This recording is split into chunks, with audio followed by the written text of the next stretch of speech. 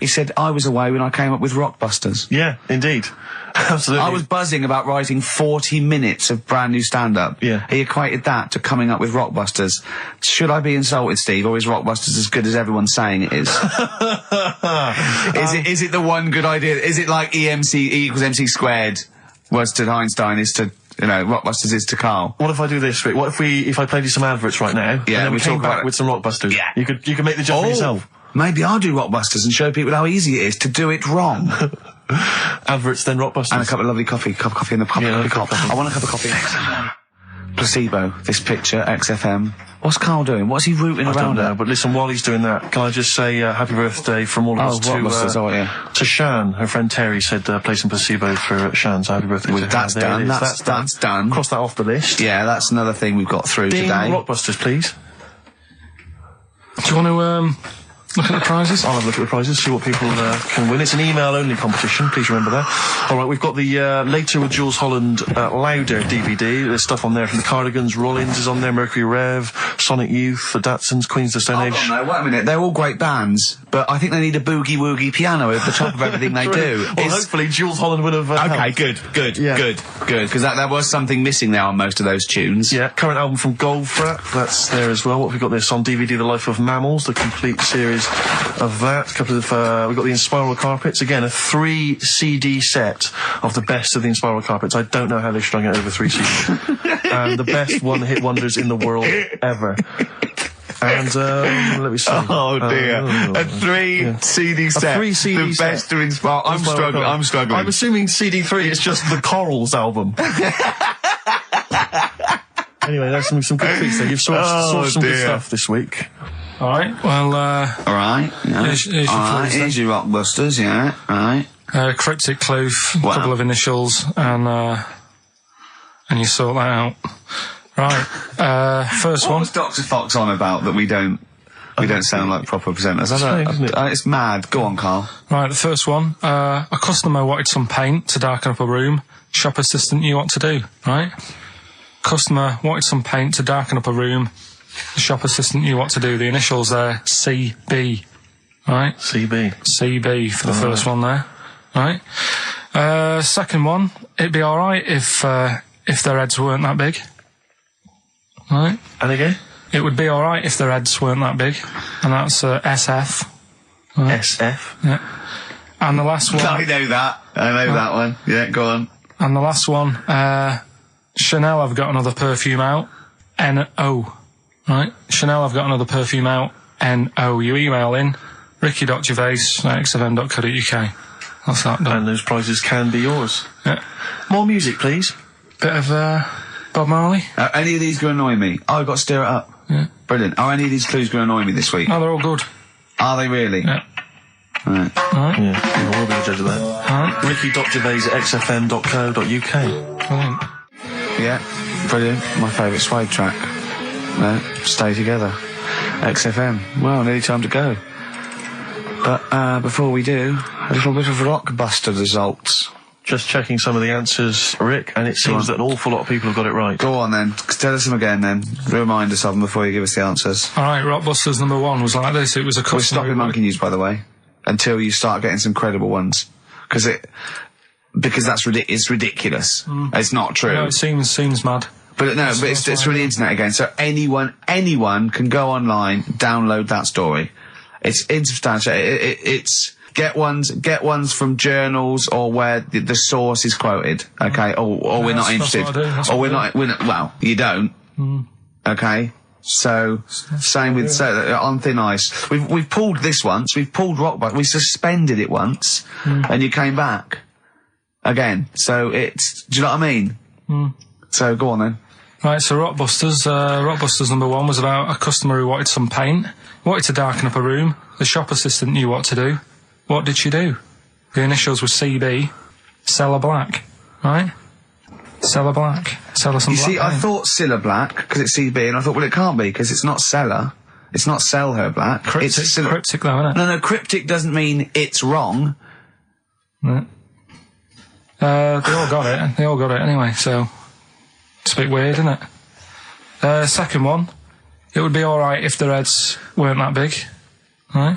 Right. The initials are SF. Well, one of my favourite bands, yeah. Yeah. The Smaller Faces, isn't it? Small Faces. Well, no, that doesn't make sense. Okay, go on then. And the final one, Chanel have got another perfume out. Right? I'll just say we've had an email from one of our listeners who said if this turns out to be New Order, he's never listening to XFM again. What's the clue again? Chanel have got another perfume out. New odour. Right, well that's another listener gone.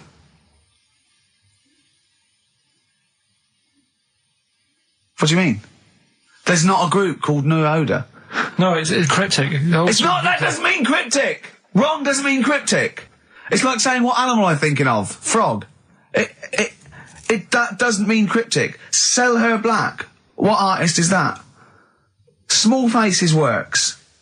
Just about. If I say what animal I'm thinking of, what am I Monkey. thinking? Well, there you go then. So it does work. Play a record. Right? Play a record. So who's a winner? Ah, yes. Now I'm going to give it to someone who emailed in with the correct answer, and his name is Steve Martin. Really? And I'm giving it to, I don't know if you've noticed over the last few weeks, I've been giving the prize to people with just a kooky element to them, you know, if they've got people to start amusing name. sending their name in, like Barry Bumpfreud. Well, don't worry, because I can spot if it's a fake comedy name. What was that last one we laughed at? I can't remember what it was. I think it was Gerald something. Yeah, it was. It was just like Gerald Smethurst or something. What's it? Preston? Gerald Preston. Why is that a funny name? Jerry Preston, a great guy, but for Gerald some reason, Preston, we laughed at that. he caught my attention. So this week, Steve Martin's caught my attention. Right. Yeah. When was the last time Steve Martin made you laugh? This Steve Martin? Dickers hasn't been... Yeah, we've had no correspondence from Dickie Anderson for some time, which saddens me. Little Dickmeister General, what is he doing out there? Has he got... What? He's got something better to do? Ridiculous. Pathetic, isn't Right, it? Well, that's the end, We've got the last song, so is there anything it's the end of Rockbusters, and it's the end of Monkey News. Monkey News will give you one more go for it, and it's got to be credible, it's got to be real, it's got to be true. We need to see your sources, it needs to be incorporated. Okay. Rockbusters, they've got to be real band names. New Odour. New Odour. New Odour. Just anything. Just brilliant. Well done to Steve, he got them all. So is that it then? Yeah. Brilliant. Well, cheers. I've enjoyed that. I hope your back's better, Rick. Yeah. And, Carl, I hope you buck up your ideas. Your brain's better. Yeah. Got something interesting about a brain, we can talk about it next week. Tell it now. No, I'll Quickly, what is it? No, we'll leave it. Oh, like that's a hook. Like people will be going for a week. Oh, I wonder what things were Carl's brain. Was it a brain that drove a motorbike across to Switzerland? You've heard it. Right, still coming up then. What have we got coming up? We got Rockbusters. Oh, is any Monkey News this week? It's been a problem. Why? It's not much has been going on this week. What, in the monkey world? In the monkey world. I don't know if they've caught on to the fact that they're getting coverage. They're keeping their behaviour hush-hush. Be a bit careful, but I found something. Have we got Rockbusters? It's your last chance, don't forget. Is it good, these? Got Rockbusters, got some good prizes. Steve will look at them in a bit. Rockbusters. Oh, brilliant. Is there a jingle for Rockbusters? I don't think there's ever been one, is there? No. Can you come up with one quickly? Oh, Rockbusters. Brilliant. All right. Well, the prizes this week, there's not many. I have to say, Carl's not sourced many, but what he's got are actually good quality. Well, I'm trying to instill in him that it's, quality, not quantity. Absolutely. As opposed to, 15 copies of, Fools and Horses Christmas Special with a giveaway 3-wheeler yeah. car and Primal Scream's greatest hits on 11 CDs. Yeah. Not Primal Scream, in Spiral Carpets. Oh, that was it, yeah. Spiral Carpets. Anyway, yeah, we've got this new Kiss FM hip-hop classics compilation, which has got some really good stuff on there. New stuff from the likes of, Outkast and the Wu-Tang, but some old classics from Public Enemy and, of course, LL Cool J's Mama Said Knock You Out. It's worth having alone for that track. Yeah. I think this is 4 CDs? No, 2 CDs. The Best Air Guitar Album in the World, Volumes 1 and 2, and a special box set. Yeah. Got all sorts on there. Is May? Brian Adams is on there, Robert Palmer. May, but also Palmer. excellent stuff. Beastie Boys, Clash, we got the Kinks, so that's good. Abigail's Party, the DVD thing with Alison Steadman. I know you're quite a fan of that, aren't you, Rick? Yeah, it's good. It's good. She's, from many years ago, if you've not seen it, it's good. This Later with Jules Holland DVD, it's got live performances from PJ Harvey, the Cardigans, Rollins. But he is playing Boogie Woogie over their tracks. I would hope so. Okay, good. And also, is this the new albums from The Thrills? Yeah, Is it the album? Yeah. So that's a little. Wow. Is that exclusive? It's not even out yet, is it? I don't know, not even out. Not even out. Wow, that's the sort of things that Karl can come up with if pushed. It's all about the game, though. It's all about the game. The prizes are just for fun. It's all about the playing the game. Let's see what Karl's come up with this week. This is his last chance. If I ever hear anything like new odour again, that's the end. Okay. They did get it though, didn't they? So they're working out. They will do it. Just let's have the jingle again. All right. Oh, Rockbusters. Right. If you haven't heard it before, cryptic clues that make up a band and some initials to help you on your way as well. Right? So, well, you'd never get it without, but go on. First one. That fella likes sucking on iron. Right. That fella likes sucking on iron. Yeah. The initial M. Right. Okay. That fella likes sucking on iron. Right. That's the first one. Second one. The Jamaican fella spots a boat. Oh, God. Say that again. The Jamaican fella spots a boat. Spots a boat. Yeah. Right. The Jamaican fella spots a boat. Yeah, that's right, yeah. All right. Initial D. D. D. D. Okay. D. D. All right. And the last one. Do you want a game of tug of war? Well, it's up to you. You own it. Right. Interesting. I've just got number 2. Right. Do you want... Oh, God. Right, The third one. Do you want a game of tug of war? Well, it's up to you. You own it. And what's the initial? E. All of them again, quickly. Right, so the first one. That fella likes sucking on iron. That's M. Second one. Jamaican fella spots a boat. Right. That's D. And the last one. Do you want a game of tug of war? Well, it's up to you. It's, you own it. Right. This is it like it's a whole story by the end. That's E. Ricky.gervais@xfm.co.uk. Please don't phone Email in. only. Email and we cannot be bothered to answer the phone. Ricky.gervais@xfm.co.uk. Brilliant. White striped. Excellent. Karl Pilkington with the answers to Rockbusters, the biggest quiz on radio, probably. Do you want to remind us the quiz? No, you mean the crappiest quiz on radio? Yeah. Right. First one was that fella likes sucking on iron. Yeah. Right. The initial was M. Yeah. What was the band? It was Metal Liquor. All right. What's Metal Liquor? No, wait. I've never heard of a band, Metal Liquor. Metallica. No, you said Metal Liquor. I don't understand. Yeah, Metal Liquor. Metallica. What? No, say it again. Say it again and try and make Metallica sound like Metal Liquor. Metallica. Metallica. Metallica. Is he having a fit? Say it again. Make Metallica sound like Metal Liquor. Metallica. Metallica. Okay, next one. Right. Yeah. Second one, the Jamaican fella spots a boat. That was easy. That was D. That was Debage. You got that? Make it sound like the band. Debage. Make it sound like a Jamaican fella saying "spotting a boat." Debage. Right. So you got that one. And the last one. Do you want a game of tug of war? Well, it's up to you. You own it. Yeah. Right. That was E. That was your rope. Right. Europe. Europe? Right. Who did the final countdown? Yeah. So that's the... No, what? We've let that go? That's the 3 answers for this week. Who's the winner, Steve? Well, again, I mean, there are lots and lots of people who got it right, Rick. So I don't know if it's just us that think this is rubbish. Right. But, who's the winner? Well, I'm always a fan of people with just something, a name, I don't know, that maybe tickles me. Yeah. And sadly, I did want to give it to, I wanted to give it to Daniel Jowett. Because for some reason, Danny Jowett. We're going to start. But sadly, I just realised he got it wrong, so I'm going to give it to a different Dan. So not only did you ridicule his name, he's not even getting the prizes. But better luck next time, Danny Jowett. Instead, I'm giving it to Dan Mason of Ilford. So he got them right, and he wins those prizes. All right. Well. Okay. More of that next week. I mean, what do we think? We'll do it next week then. Yeah. Again. Okay. What are you doing now? Got a record or what's that? Hoople. But I'm not the Hoople. Oh, it's a Hoople. Yeah. The Hoopsters. Monkey News? Next. Right. Rockbusters. Yeah. Well, last chance. Definitely your last chance this time. You actually improved a little bit last week. You did a couple of good ones. Yeah. Same again this week. Wow. Up to the modern day. the newest game show around, Rockbusters. Whee! Isn't there a jingle?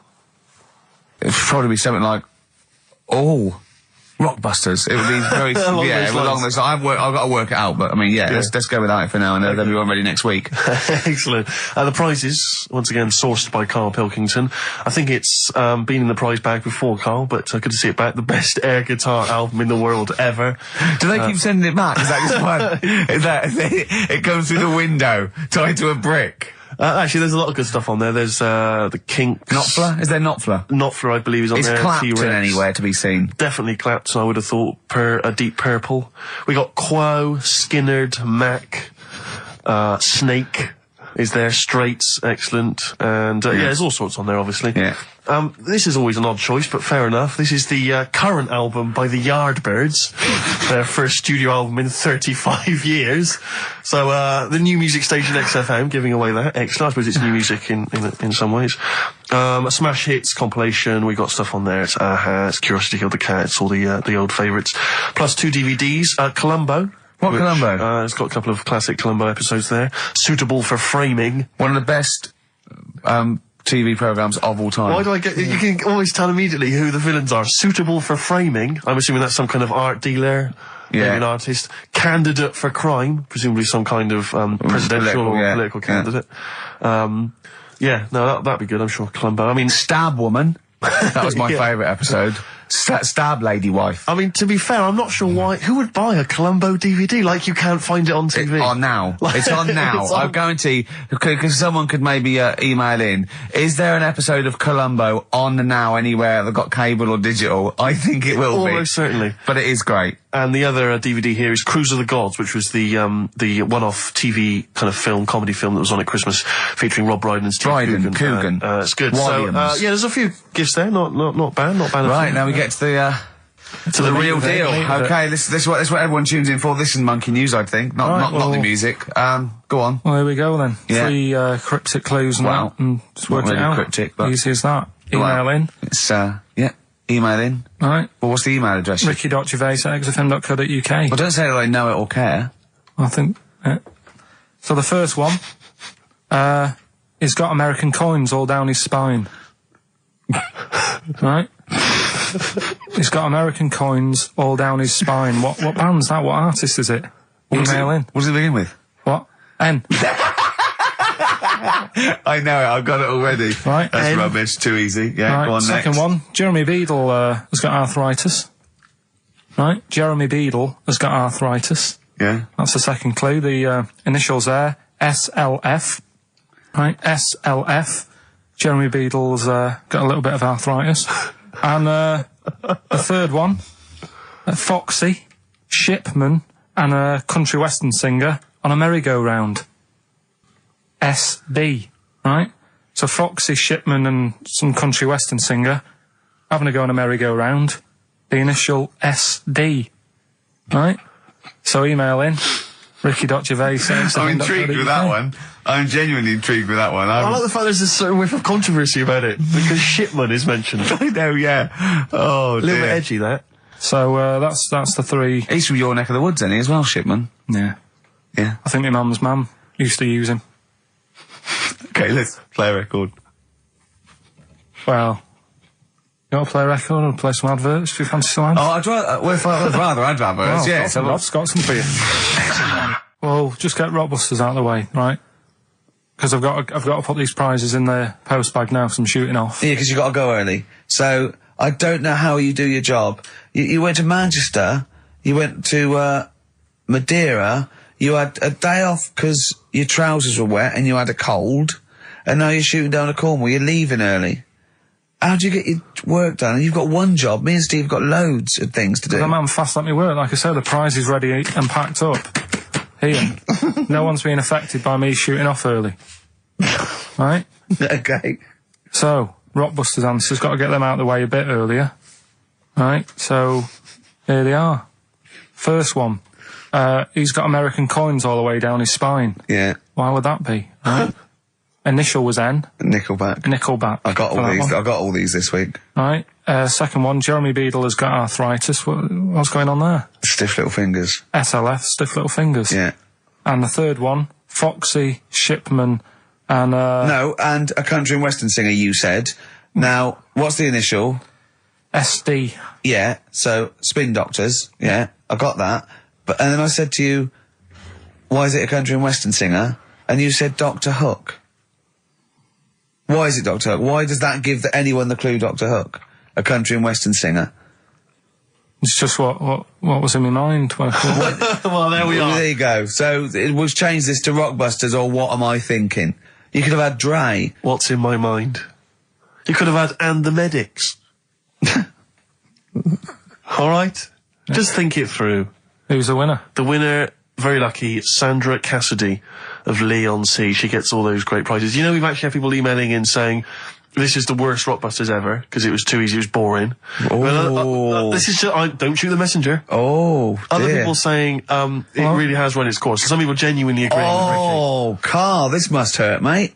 Stinging attacks on you. Some people just slagging you off generally, saying that you whinge all the time. It looks like Steve was right when he sort of like poo-poos your ideas. So when he wheezed on your bonfire. Someone else, I swear to God, someone else emailed in and said, don't bother sending me the prizes, take them to a charity shop, or pawn them, give me the money, I'd rather have it. So I don't know what to say, Carl. I just wonder if it really has run its course now. All right, well, we'll see what you come up with next week, then. Let's see what you do. Let's see what you come in with. Sure. Oh, yeah. At 5-1. I'm guessing you'll be popping in with another hip-hop track. Full of effing and jeffing. Well, I won't bring it into you, I'll do it myself at home. Because obviously that makes it easier. Dear. Obviously you can't cope. Oh, dear. Are you actually going to be here next week, or are you still going to be in Cornwall? No, you see, there again, I'll be back in time. Oh. And in the week, when I go to, Cornwall, see the Monkey World. Yeah, you're 2 days past the Monkey World. That still work. Yeah. That still work? What? You're going to interview some of the monkeys? I love that. I love that. You were going, could a monkey live without bones? And so I'm going, Carl, please, just look at the monkeys and eat your ice cream. And that's work, is it? Right. Right, are we having Cheeky Freak of the Week? Do you want to do it? What time have you got to shoot off? Could do with shooting off sort of soonish, Okay. to be honest. This is not radio. Have you ever heard that on a radio show? Chris Tarrant going, I can't shoot off right now. I couldn't get a later train. I know! Why did you get a later train? There isn't a later train. So I couldn't get to Cornwall tonight if I had to. If I had to finish this show, I couldn't possibly get to Cornwall. Rubbish. Of course there's a later train. Oh, I've booked it now anyway. Right, well that's the point, isn't it? Yeah. You're not thought it through. Whatever. I don't think the show's lost anything. I think we've still had the, Freak of the Week's coming up now. Anyway, Rockbusters, Carl. Yeah, should we get the ball rolling? Let me just find the gifts here, the little treats. We've got the album from the Coral, you know what I think about that. We've got Comfort in Sound Feeder. Well, it's just a novelty record, isn't it? Yeah. We've got on DVD more great comedy moments, favourite clips from the best of contemporary BBC comedy. We've got Partridge on the front there. We've got one of the guys from Red Dwarf and brilliant. Good stuff on there. Smash Hits, the reunion, more great 80s tunes. Catch a Goo Goo's on there, plus some stuff. Too Shy?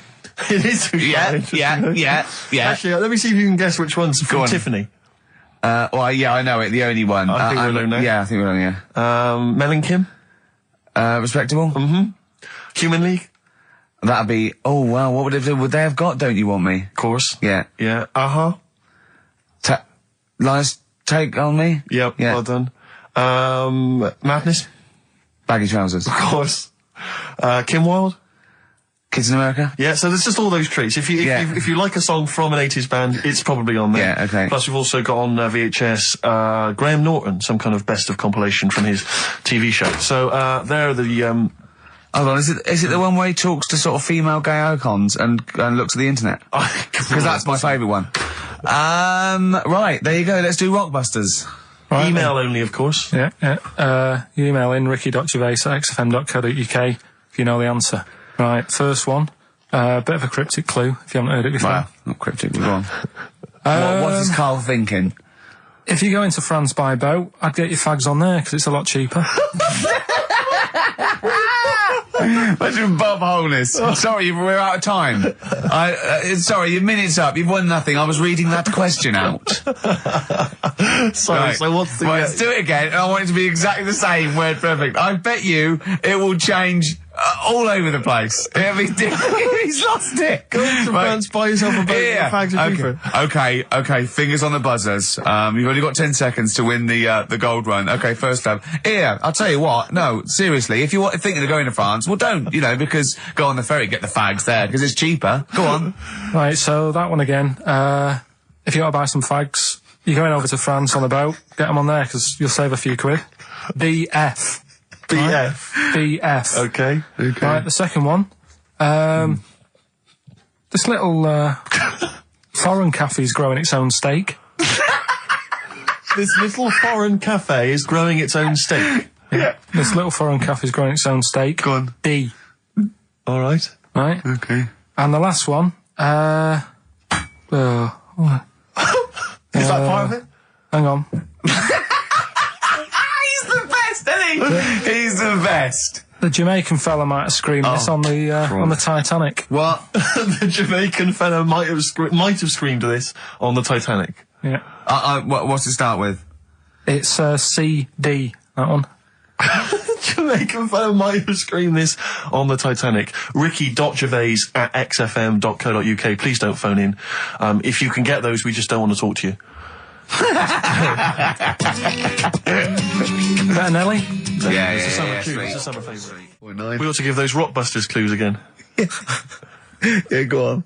We've had very few contributions so far, Carl. I think you've really started. This might be it. I've told you, you're on thin ice. If this goes wrong, if it's rubbish, and if everyone doesn't get them all, that's the end of Rockbusters. Right, well, the first one again, right? Yeah. If you go out of France, right, by boat, you might as well get your fags whilst you're on that, because you'll save a few quid. Right? Different every time. BF is the initials of the artist that little cryptic clue makes up. The second one, little foreign cafe, it's growing its own steak. Right? That's D. Little foreign cafe, it's growing its own steak. D. And the last one, if there was a Jamaican fella on the Titanic when it went down, he'd probably scream this. CD. Right? So email in ricky.gervais@xfm.co.uk. Yeah, right? they're not flooding in, but yeah. Well, we'll see how we do. Rockbusters. Yes. I don't want you to have monkey news right now, because we've just had a little story there. Sure. You don't want to, don't want to go too far. Yeah, go on. So we'll get Rockbusters out of the way. Have we got a winner? Come on then. See, it worries me that we've had very few entries. I think that even your mental fans aren't getting these, which is really worrying. They must be terrible clues this week. Alright, well... Has anyone got them right, Steve? I think there's just one guy, who I suspect has won in the past. Well, so what?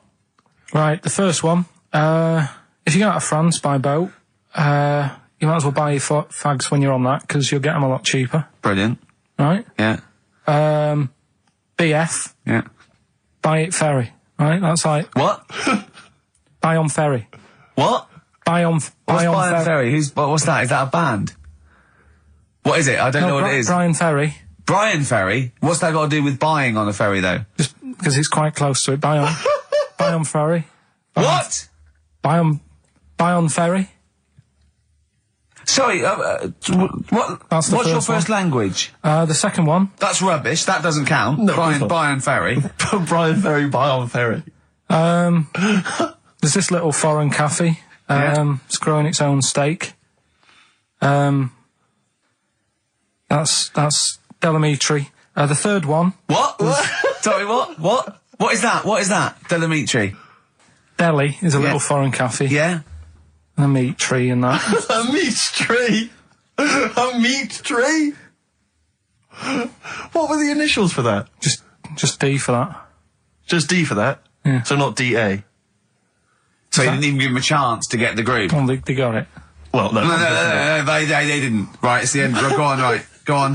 Delhi meat tree? Delhi meat tree. One word. D.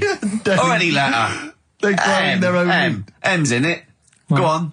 Okay, so Bayern, I love Bayern Ferry.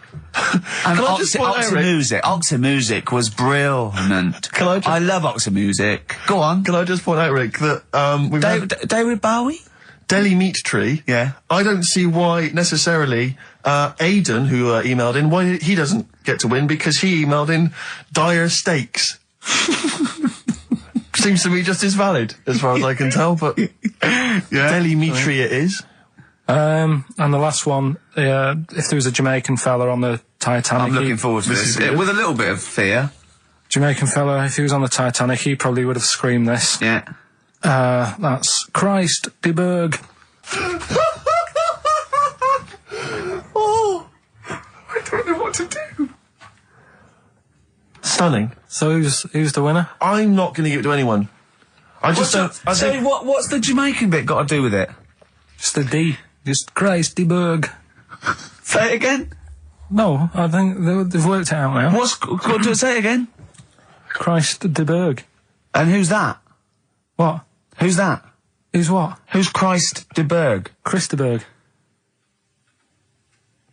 Who's the winner, Steve? Do you know what? I'm going to give it to Aidan because he just treated you with nothing but contempt. Steve Martin emailed in again. He got the first two, and then the last one he just emailed. I neither know nor care about this answer. I'm tempted to give him. Do you know what you've done there, don't you? Go on. You've put the nail in the coffin of Rockbusters. I warned you for 3 weeks, and you sort of bucked your ideas up for a little while. But Christ de Berg... Those are the worst you've ever done. The worst... Delimitri. So, and... Didn't it just put D, and then Bayern Ferry. Bayern Ferry. Bayern Ferry. So, is that it then? Aren't we doing it Play anymore? record. Aren't we doing it anymore? I'm ashamed. You're an idiot. Are we doing it anymore? I'm just going to keep saying you're an idiot. Play a Are record. we doing Carl, it have you learnt nothing from Dr. Fox? Yeah. That's not a Sony out the window. Aren't we doing it anymore? What, you need to start working on it now, because they're so good. You need to start working now for next Saturday. Aren't we doing it anymore? Just, I don't know. Aren't we doing it? Flaming Lips. Fight test. So, end of Rockbusters probably, I think. Well, a little rest. I didn't announce a winner, and I would like to give the prize to Mark Blackwell, because I think Mark treated the quiz with the kind of contempt it deserves by emailing in the right answers after we'd given them out. And that seems fair enough to me. That's the only way I'm really still surprised you got them right. It's amazing. So well done, Mark. You get those fairly mediocre prizes. Adverts? I'd love some adverts. Yeah. Monkey News after that? Well, maybe. Now, Rockbusters, dead in the water, isn't it? We've killed that off, have we officially? We killed off Monkey News and Rockbusters. Didn't I tell you that there was some sort of petition for Monkey News? Was there? What was the story? A lot of, it's loads of emails and that. You mean you've done Monkey News? You mean you want to do Monkey News? No, but seriously, there's uproar. And people were like, you can't get rid of Monkey News. Yeah. Don't be doing that. Sort of what? Loads of people. Was it monkeys? Trying to write the complete works of Shakespeare? Did Tony Blair get a whiff of it, and he's coming down like a ton of bricks? And Rockbusters, Steve, if you've got a better competition, then we'll do yours. That's fine. Do you know what I mean? If that's what you want to do, we'll do. What did you want to do? No, I was just wondering whether we should perhaps not do a quiz at all rather than do that piece of rubbish. Might be better to have nothing. Might be better just to have silence during that part of the show than have Rockbusters. I don't know. If I give you the clues and that, and if you think they sound rubbish, we're not doing it. Well, I know that. I guarantee they're going to sound rubbish. All right, let's make it the last Rockbusters then. This is the last Rockbusters. Well, it depends. This is it. Okay, this is if it's good, you get a reprieve. It's all about this. Okay. Okay. Go on then. Let's do Rockbusters then. Oh, we're doing it now. Should we play a record and do it after that? Do it after. Well, I'll tell you what. I'll tell you the prizes and then we'll come back with the clues. Because I've dug up that REM track. Excellent. So it's an interactive show. Okay, we've got the best summer holiday album ever. What we got on there? It's got Elvis versus Junkie XL. That's brilliant. Yeah. Holly Valance is on there. Yeah. Laz Ketchup. It's all the stuff that the XFM listener is craving. Tribute to the Ramones album. We got Red Hot Chili Peppers are on there. Metallica. Street Legal from Bob Dylan. That's nice. Brilliant. Did you just buy that in the 4 for £20 from HMV deal? Fair enough. Once That's again, a good album. The Talons of Weng Chiang, a Doctor Who classic. Yeah. And there's something for the XFM listener, 8 Mile on DVD. I thought that was nice, that film. The last bit was funny. It's a good film. Some good rap-offs in that as well. Yeah. So let's play a tune and then we'll come back with the Rockbusters clues. REM, go on. Give it to him. Anyway, listen, Rockbusters. Oh, come on then. Let's get it done. Really? Yeah. Come on then. Right, so cryptic clues and initials, you work it out, it's a band and stuff. Yeah. Right, Brilliant. First one. Bob Holness. The first clue, the doctor said part of the foot and the leg was no good, so he took him off and he threw him away. That's the clue. The initials Okay. TB. Okay. TB, right? The doctor said part of the foot and the leg was no good, so he took them off and threw them away. Second one. The Scottish monster has got a bit of a tan. Right? The Scottish monster has got a bit of a tan. Okay. That's TD, right? And the last one, well, the 60s singer had a heart attack whilst he was having it away. We won't be seeing him again. Right? And that's FNM. FNM. Well, the 60s singer's had a heart attack. He was having it away. We won't be seeing him again. Email in ricky.gervais@XFM.co.uk. Remember, this is to save Rockbusters. If people don't get this, right, it's no more. So you better, if you want this feature to stay, you better get the clues. Right? Good work, Carl. We'll give those clues again after the next tune. What are we playing? And listen to, Yeah. Oh, you love it, don't you? You love it. Good, it's a good stomping pop #1 rock. Right. Getting through it. It's the Rockbusters. It's the Rockbusters results, really, because this is a very important result. It's whether they stay in the Premiership or are relegated. This is the playoffs for Karl. Okay? You need 3 points. You need 3 points to stay up, Karl. Go on. Right, we had a lot of right answers in that. Right, okay, that's in your favour. You know. Okay. The first clue was the doctor said part of the foot and the leg was no good, so he took them off. He threw them away. Yeah. The initials TB. Yeah. Right. Go on. Tony Bennett. All right, that's Tony Bennett. Tony Bennett. Tony Bennett. Yeah. Okay, that's a warning. That's a yellow card. That is a yellow card, but you can still get the points. Right. Because his name's not Bennett. Tony, brilliant. Tony, perfect. A pun. Knee, his name's Tony. Perfect. Bennett, no, his name's Bennett. See? Well, he's in London this week as well, so I don't know if it's sold out. I won't mind. Are you on drugs? Or did I actually crack your head? Did I actually give you some brain damage? Because you're worse than usual now. It's like, go on. Right, the second one. That's a Scottish fella. We've got to speed this show up. Hang on a minute, hang on. I've just got to make sure it's right. We don't want to look stupid. Right? That Scottish monster has got a bit of a tan. I don't think we can look stupid with material like this. TD, that Scottish monster's got a bit of a tan. The answer there, the darkness. I'll give you that. Right? Well done. And the last one. Goal. The 60s singer, he had a heart attack the other way whilst having it away. You won't be seeing him again. The initials FNM, that's Faith No More. Adam Faith. Right? No! Doesn't count! Why not? Adam Faith No More. Right? Adam Faith No More. So, sorry, what is the clue? Is the clue Adam Faith, or is it Faith No More? Just Faith, I suppose. Just Faith No More. He's a 60s singer. So we got that. That's that. Safe for next week. Who's the winner? What do you make of it? You've got the deciding vote, Rick. Well, Come on. I mean, you know my feelings. I mean, it works Faith No More, but he's mixed up what cryptic is and that, because the fella, I mean, Adam Faith did actually die having it away, didn't he? Yeah. So it's all about him. It's all right. All the facts are right. Anyway. Okay, I think he's got a reprieve. I think I'll give it to him. I think I've got to give it to him, Steve. I think I have.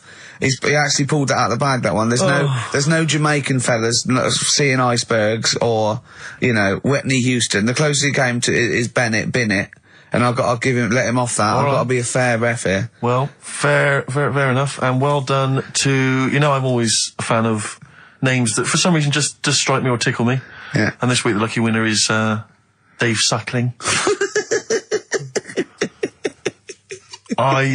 There's nothing amusing about that. Oh dear. So well done to Dave Suckling.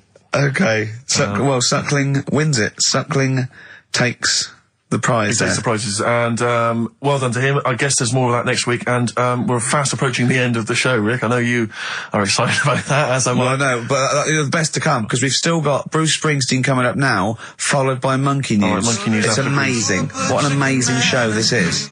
I'll tell you what, we should get rolling.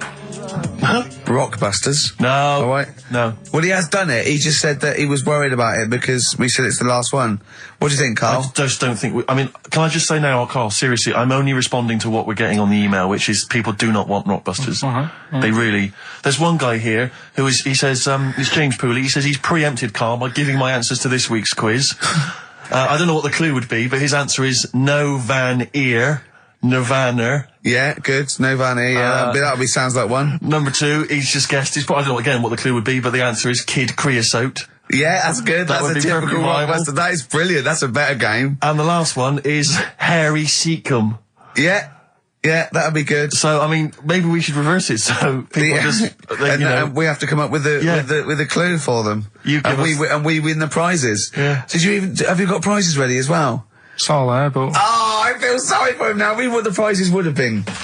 I'd rather just give them away to the first person to email in, frankly, than have to go through the torment of Rockbusters. God! Look at Carl's face! I wish you could... Oh, can't we get this on telly just for Carl's face? Hey, I'll tell you what we could do, Steve. You know, like Smiley Miley and that used to take the Radio 1 Roadshow out? Oh, man, that would be amazing. Come on. Should we take it out? Hello, Bournemouth. Yeah, how many miles have I done? Don't care. No, should we do this? How many miles have we done? Well, XFM's down the road. Yeah. 1. Yeah.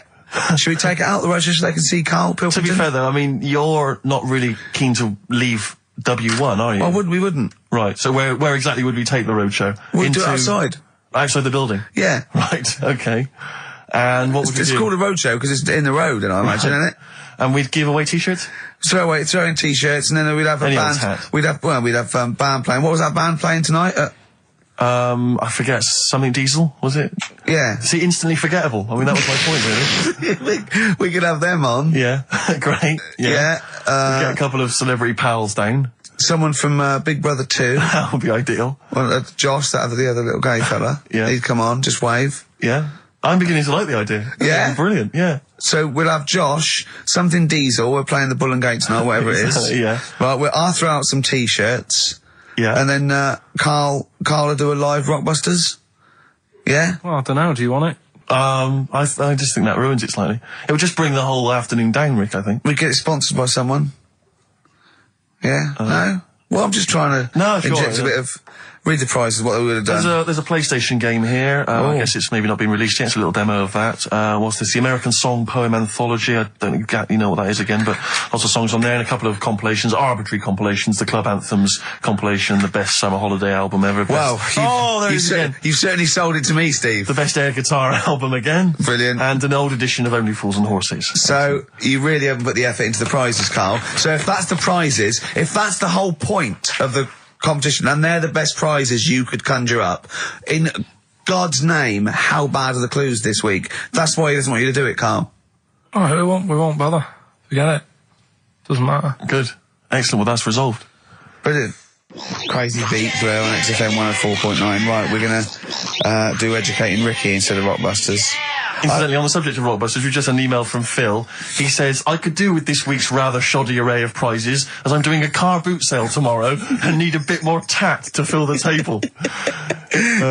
Probably send it we might as well do it anyway. Yeah. Karl, come on, what's the matter with you? Are we doing Rockbusters? I'll tell you what. Come on, Rick, I'll tell you what, because it's your special day and I want you to have a great time today. Yeah. We're going to do Rockbusters if you cheer up. Miserable. It just got ratty then. Go, no, don't push it on me head. Don't put it on me head. Right, what were you trying to put on me head? I was trying to put a pear on your head to knock it off with a ball, like William Tell, but it was, because your head is so round and the pear was round, I tried to flatten it a little bit, and I didn't know it was a juicy pear. So I thought it'd be like just to crush it a little bit, and then he went mental because he had juice running down his face. Oh. Why is it my fault? The pear's a faulty pear. Exactly. Get proper fruit in here. It worked with the apple. That was fine. And then he gets ratty with me. Okay, let's not waste any time with Rockbusters. let's whip through it. Just whip through it. Just do the clues quickly. Quick, go Rockbusters. Right, go. Right, the first clue. Yeah, hurry up, faster. All the police cars are on fire. All the police cars are on fire. What's the initials? BS. BS. All the police cars are on fire. Good. What's the next one? The director of 28 Days Later is shouting about sleeping outside. Yeah, okay. What's the initials for that? DB. Right, okay. Okay, yeah. Right, go on then. He wants to be a sailor. Why is that? Yeah, well, what's the initials there? B. Brilliant. Okay. Give them again quickly, because I didn't quite catch the second one, but go from the top. All the police cars are on fire. Yeah, that's BS. BS. Yeah.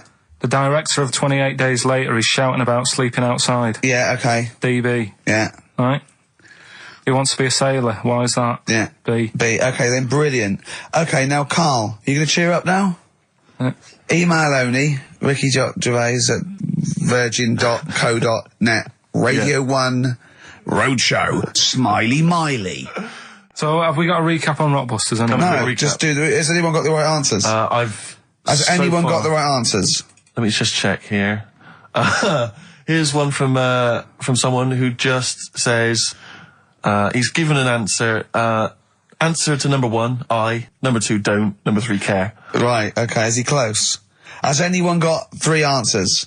I can't find one with 3 answers. So, again, you've done something wrong, Carl. No, no. This isn't radio, play a record. There you go, someone's got it. Give it to them. Fine, okay, give us the clues again, we'll give the answers straight away. Yeah. No fanning around. Yeah, Right. it's really pointless. Number 1, Yeah. all the police cars are on fire. BS. BS. Yeah, what was that? I can think of something. Go on. Blazing Squad. Brilliant. Okay. Right. The director of 28 Days Later is shouting about sleeping outside. Yeah. That's Dan Yell Bedingfield. Right? Danielle We never- Bedingfield. Right, we'll never let him do this again. I told you I washed my hands of it. I know, but I just thought... Why'd you let him? Why'd you... Because he was grumpy. But this is what happens. Look what's happened. Danielle Bedingfield. That's what happened. The director of... So Danny Boyle, so Dan, right, all that for Dan, but shouting about being... Dan Yell Bedingfield, right? What's the last one? He wants to be a sailor, why is that? Yeah? Beyonce. What does that mean? Beyonce. He wants to be on the sea. Play record. You're never doing it again. You just signed your death warrant. What have we done? You're never doing Rockbusters again. And if Monkey News is about, they would ban that as well. We've And we're unleashed it. serious this time. So Joe in Catford, stuff off to you. Oh, I can't believe what we've done. He's even doing the shout out. There you won. Well done on that. What have we done, Rick? What have we done? There's a little sailor fella. He wants to, join the Navy. Why? Beyonce. Beyonce. Knowles. Is his surname? Yeah. Midshipman Knowles. Ricky Gervais will be Steve Merchant, Karl Pilkington, possibly for the last time. And as a special treat, a return, sort of like a summer special, an end of term, a gift to the fans. Karl is bringing back Rockbusters. No. Do you want to explain it? Rockbusters is basically blockbusters, completely ripped off, done with music, that may or may not be a cryptic clue, and may or may not be the actual band name, and may or may not be the actual letters he said they were in the first place. Do you want to sort of describe one, though, in case someone's a new listener? And, Exploding Pet was Atomic Kitten. Yeah. AK. Basically, for those of you who are new to the show, this is the final show, Karl reads out what he considers to be a cryptic clue. It's not a cryptic clue, it's just some words. Just a string of words. Yeah. And from that, you are supposed to deduct the name of an artist or a group or a band. We've had things like the Jamaican fella swinging a fish round. That was D-Trout Spinners. D-Trout Spinners. So that's the level of intellect you are getting from Karl Pilkington. What was the one? Just do the competition, what? I was thinking, she fell down in Whitney Texas? Houston. She fell down into a puddle in Texas. On a knee, Whitney Houston. Yeah, so you said it twice. It's not cryptic, so just do it. Come on. Right, so there's 3 of them, and you email in your answers. We've got some good prizes today and that. Right. Well, let me say the prizes. They aren't bad. Whiz through it, because this, the competition's bad enough, let alone just listen. What's he got? got? 3 DVDs and about 6 CDs. He's got the young ones and all that, like TV things. There's some great CDs, yeah, go on. Right, so the first one, cryptic clue. This vegetable started life down under. Right? This vegetable started life down under. The initials K-O. Right? K-O. This vegetable started life down under. Second one, the things that you normally find on the beach, right, have been found floating around the moon. Right? Yeah. That's, I think it's TS. You think it's TS? Yeah. You set the questions, but you're not sure. So the things you normally find on the beach have been found floating around the moon, right? And the last one, well, if you put that many in the post, I'm surprised I didn't receive one. Right?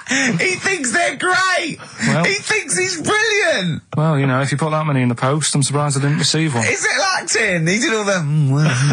yeah. The initials there, FC. FC. FC, right? So you email in the answers, ricky.gervais@xfm.co.uk.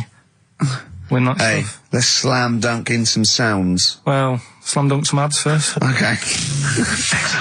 Coming up, Telegraph, just keep listening because Monkey News is coming up. And so we do the results of Rockbusters, the worst quiz. The best quiz, the best quiz. Best quiz. On radio. Do that shortly, although, Are we doing Rockbusters or Yeah. Oh, she sent you in there to read up on Einstein. She comes in and finds that. Oh, brilliant! Anyway, Wait a minute, can I just check? A final question. What did the woman across the way... What happened? What was her I reaction? didn't look again. I just thought you've seen a bit of action as well. We're both happy. Let's leave it. Brilliant. So were you waddling around like a penguin with your trousers around your ankles? I just was walking about and Suzanne said, "What are you doing?" I said, "I'll explain to you in a bit, but don't look out the window because then it's Excellent. obvious." Then he sees, she calls her husband to look at Carl walking around naked. He goes, "Oh, she's got a... Quick, Suzanne, get him out. There's only one with you can do. Get some more friends. They've gone one more." Anyway. Brilliant. Right, play a record and come back to Rockbusters. And Monkey News. We haven't got enough time. Do Rockbusters. Oh, God almighty. Hanging round off Transformer. A little bit of Lou Reed. Nearly finished. 12 minutes until We Are No More. But don't forget, Monkey News still to come. Well, yeah, don't forget that. Monkey News still to come. But now the answers to Rockbusters. Right, do the clues. Alright, the first clue was this vegetable started its life down under. The initials were KO. That was Collie Osborne. Alright? Collie Osborne. The second one was... No, what are we letting that go? Yep. We haven't got time, Rick. Well, it's just not the word. We haven't got time, Rick. Oh, so cauliflowers don't start down under. They're on top. It's not like carrots. No, down under is in Osborne. Osborne, It was born in Oz. Osborne. Right. Collie. I thought you meant started. Her name's not Collie. Right, the second one was the things that you normally find on the beach, right? They've been found floating around the moon. That's the space shells, right? Specials. We're going to just tweak it a bit. This is rubbish. I mean, I tell you, no, this isn't even funny though. I mean, they're no good at all. Cryptic. It's not cryptic. It's wrong. It's not cryptic. The last one was well, if you put that many in the post, I'm surprised I didn't receive one. Go on. That's FC 50 cent. Right? What? 50 cent. It was 50 cent. I didn't receive any, so he's... Collie Osborne. Collie. Her name's not Collie. Her name is not Collie. Doesn't matter. It doesn't matter. Well done to Gina Ferry, who has emailed in. She's got all those answers right. Yeah, just emailing your address and that. Yeah, email that. You're such an idiot, Carl. As are you, Gina. All right. That was the record before us, and here we are, pre-recorded, because we did this a few weeks ago, because we're not here at the moment, are we? We're away in that. I'm Ricky Gervais, with me Stephen Merchant. Hello there. And Karl Pilkington. He's not actually with us. No. He'll be in some of the best of clips that will be coming up shortly. Yeah, this is just us, isn't it? This is just us. We did this, when did we do this, Rick? A couple of weeks back. Hold on, what is it? It's the 27th today. Yeah, I enjoyed Christmas. I loved Christmas. I loved Christmas. I had a great time. What'd you get? Loads of presents. So did and I. I'm glad they made it to number one. I'm really glad. Stroke, he, she. Yeah, I'm really glad that the pop idols, Cliff Richard, Westlife, made it to number one. Bo Selector. Yeah, just delete that. Yeah. Okay, well, we're going to play some of the best of, some of the greatest moments of the last 3 weeks. Yeah. Ever heard on XFM 104.9. What about this? Do you remember this one? Oh, which one is it? All right, so here's the first bit. When we were talking to Carl in the week, the things we're talking to Carl is that you come up with something that's sort of like, quite innocent, and he goes, well, once, right? And you realise that it's comedy dynamite. Yeah. He doesn't know it, but we want to go save it. And he let out, you were filling in a form, weren't you? It was all like your girlfriend thinking you're a div. And it's happened before, isn't it? Because she came home and you'd filled out a form to get a job once, hadn't you? Yeah. What was that for? Granada Telly. And on it... Well, let Carl explain. Yeah. You see, this is what annoys me with job applications, because rather than just saying, do you want the job and what can you bring to this business? Yeah. Do you want the job is a good one. Because the thing is... That's sort of the one for the boys. No, listen, right? Because if they say no, I don't think they want the job. Yeah, but listen. Go on. I mean, I presume with what you do, you have to take people on and stuff. What, in a fight, you mean? You know what I mean? Yeah. And I think it's more important that you're willing to graft and put the hours in. Sure. Than say that, you know, you did well at school. Yes. Sure. Because if I wanted to, I could have done well at school. Of course. I just didn't want to. Yeah. So where's this going? So you had the application form. So when it came to the qualifications bit and that, I couldn't fill them in because I didn't have any qualifications. And it was also asking about your languages. And I put down English quite good. English quite good.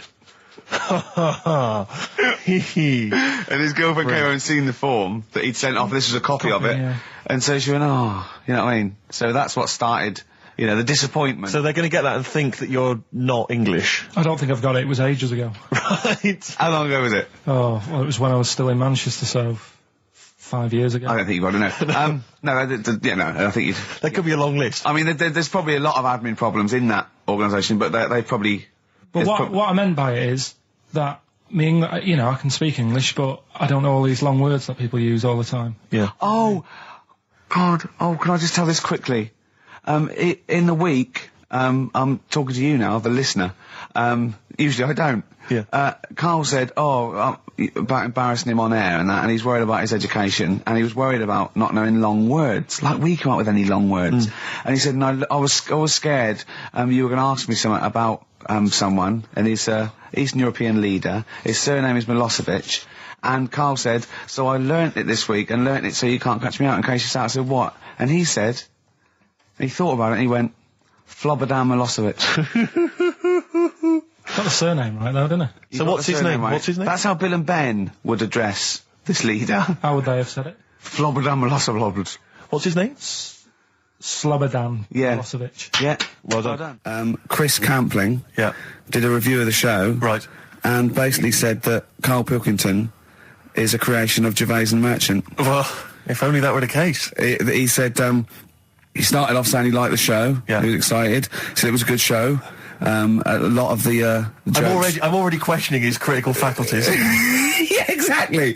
And basically said that we didn't contribute much, or seemingly didn't seem to contribute much, and we couldn't sort of like ad lib or anything. We just laughed at, particularly me, laughed at Karl Pilkington, who was coming up with some, quite funny stuff. Yeah. Right? But then he does a twist on it. He goes, but the thing is, we're the puppet masters. He's a created person. We've created the persona Karl Pilkington for our own amusement. Right. He bases this on simply that we talked about... What was it we talked about? The Chinese not aging well, and Right. he heard him talk about that on my DVD. But clearly I say, Karl, remember when you were talking like that? It's a news, or remember in the week, and so he thinks it's all scripted now.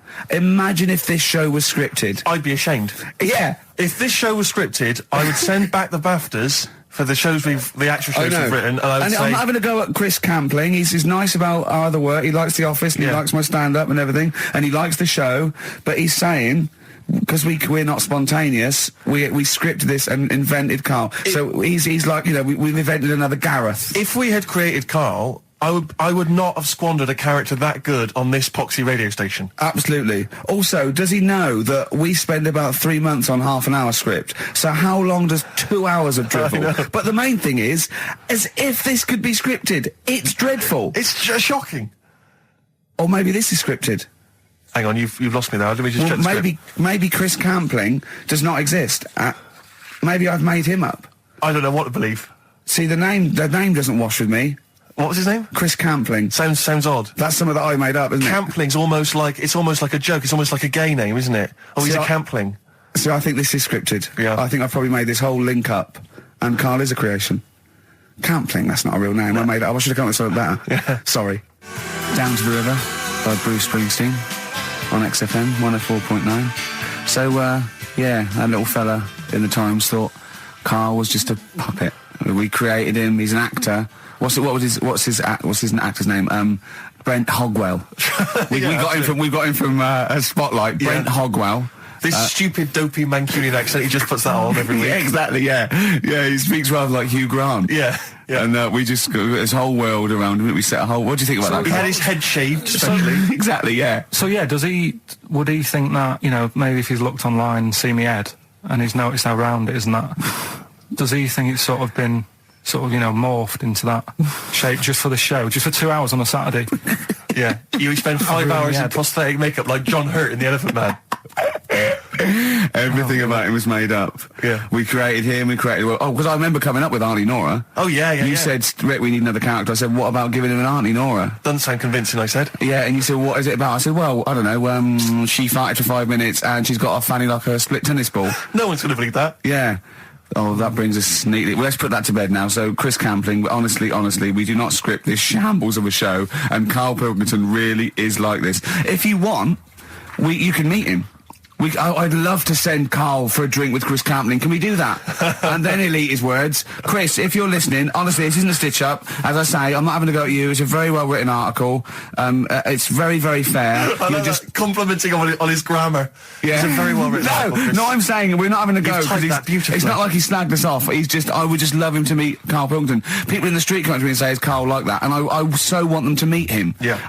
Or maybe he can send in, if he's online, he can send in 5 subjects for Karl to talk about that we couldn't possibly know about, just so he knows that we just really do throw things at Karl and that drivel comes out. Imagine if it was scripted. What?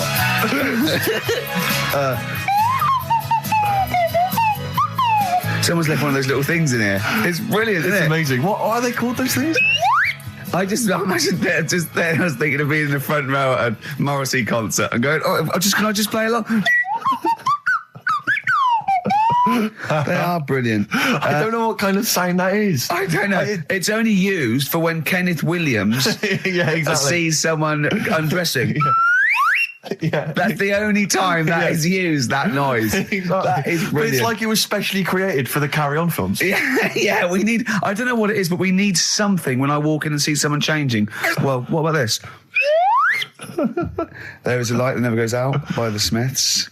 I phoned Karl up in the week, and I said, what are you doing? He went, well, even though it's one of my days off, I'm just doing some research on the web. Found anything that said, I'm doing science. And then he said, you can get wigs for dogs in Tokyo. That's his scientific fact. And I went, what do you mean? Dogs, if they need a wig? I said, if they need a wig, what? Dogs going bald?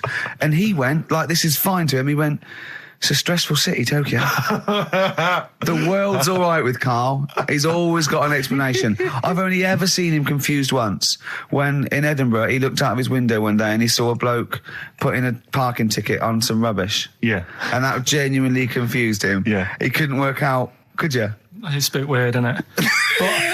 And the woman breastfeeding her 8-year-old child, you didn't like, did you? I don't like that. But the what's the name? Animals with wigs. I kind of thought, after I put the phone down to you, I kind of thought about it. Thought, yeah, it's a bit daft, that. Are you sure he's not the ageing pop group? No, the Animals. But when you think, have you ever seen like a bald pet? No. It's weird. What do you mean? Because my mum, we had a cat. We used to get through loads of cats because we lived on a. Oh God! It started early today, isn't it? What do you mean? It's only 10 past 1. What were you doing? Running a restaurant? We lived on. Oh God! What do you mean? No, we lived on like a main road. Oh yeah. Right? So we used to get through a lot of them. My dad kept saying, risk. Stop wasting money. It's not. Stop good. wasting money, not wasting cats. Right. So anyway, we had this cat that was ill all the time, and It's just bag of nerves, probably. Yeah, malingerer. Yeah, I'm terrified. I'm going to which house? Rome. Oh God, bloody hell, Rome. Don't let me go to the Pilkingtons. And it, for some reason, it kept being sick all the time. Right? Yeah, that is nerves. That's definitely nerves. So my mum kind of thought, I've had enough of this, and she shaved it. Whoa. Whoa. Now, I know you're not vets in your family, but what correlation did your mum think there was between you being sick and shaving it? Because it kept being sick, and it was a pain to wash, because it kept getting So caught she up. wanted a dry wipe cat. So why didn't she just varnish it? What? It's weird. It's weird. Though. So now he's cold and sick. No, but not all of it. She left sort of the back half, but sort of from its waist, sort of. I love that. Shave it because it's sick on itself. Yeah. And it was the weirdest looking thing. I mean, normally I like cats. I'm always like giving yours a stroke on the head and that. Yeah. But as soon as she did that, it was like, oh. Yeah. Can't touch it. And then. So now it's sick, cold, and hated. Yeah. Carl. It must have, I mean, the other cats must have been taking the mick out of it constantly. It's just making things worse. Did it get, I'm hoping that it got run over and was put out of its misery. No, I think it got all right, that one.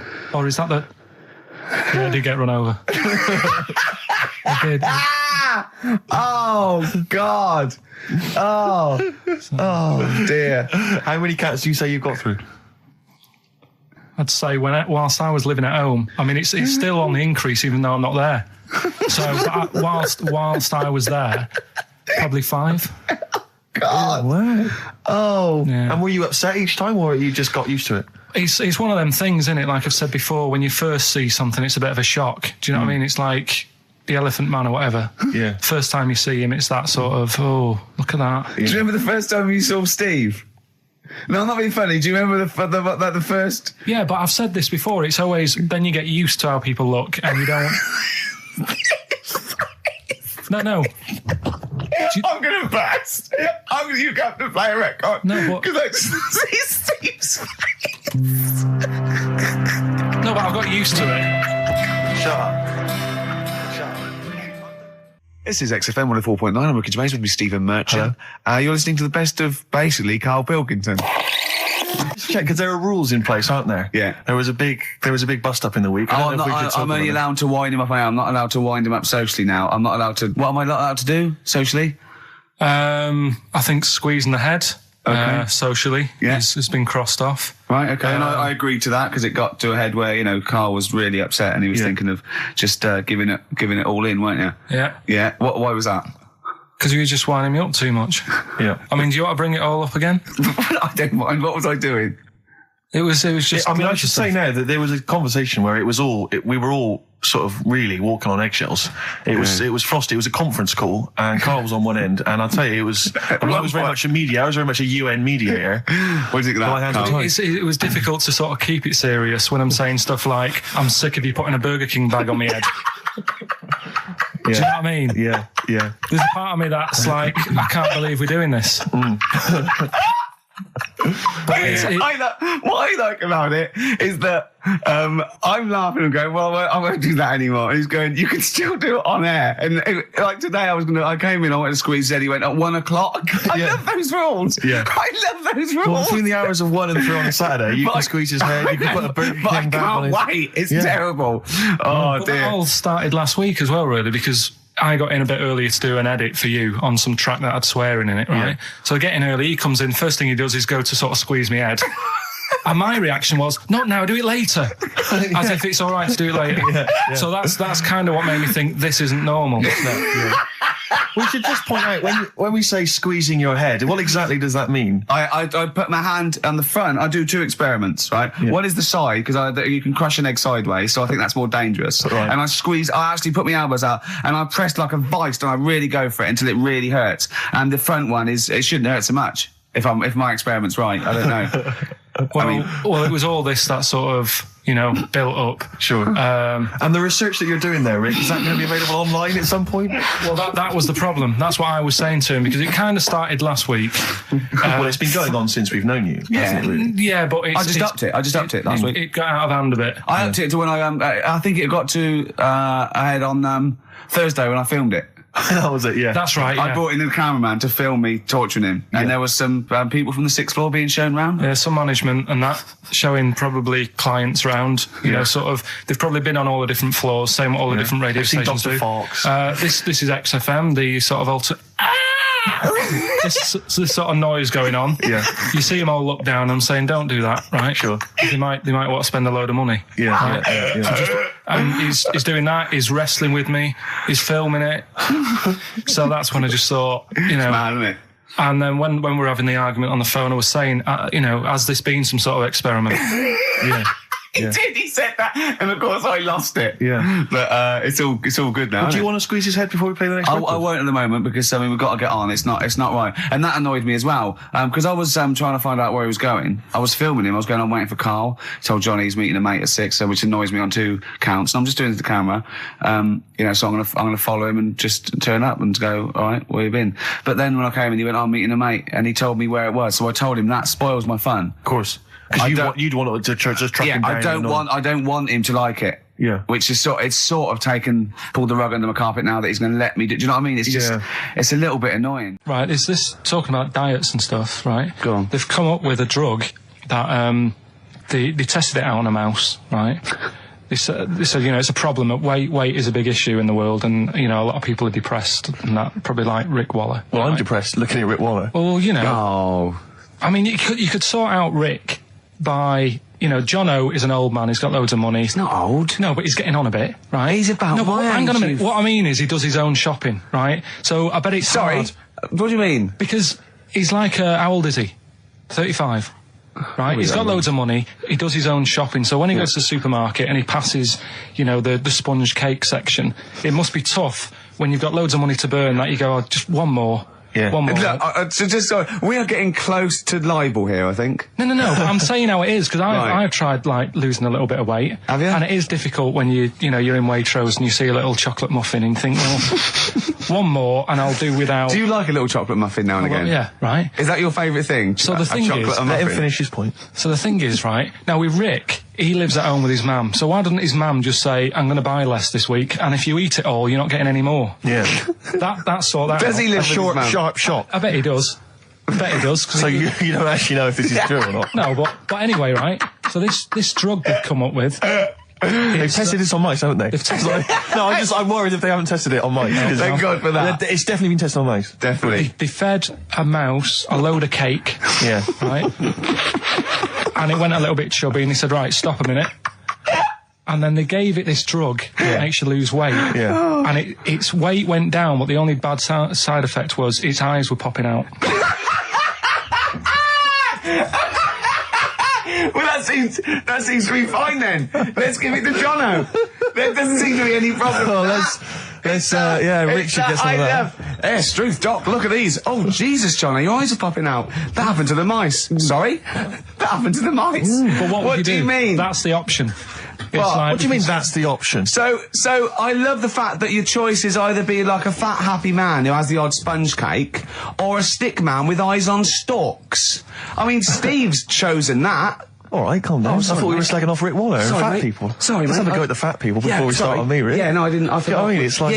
Yeah. Because I got some issues and body issues. I know. But Rick Waller's grotesque, Yeah, sorry about I'm that. just a little bit weird. I mean, do you know what I mean? Yeah, should we play a song and... Well, I'm sort just of- a little bit offended. That's upsetting. Carl, have you ever logged on to Friends Reunited? It was the site that everyone was talking about last year. No. Are you aware of the concept? I've heard about it, but there's no one from school who'd want to see it Hook up with. again, really.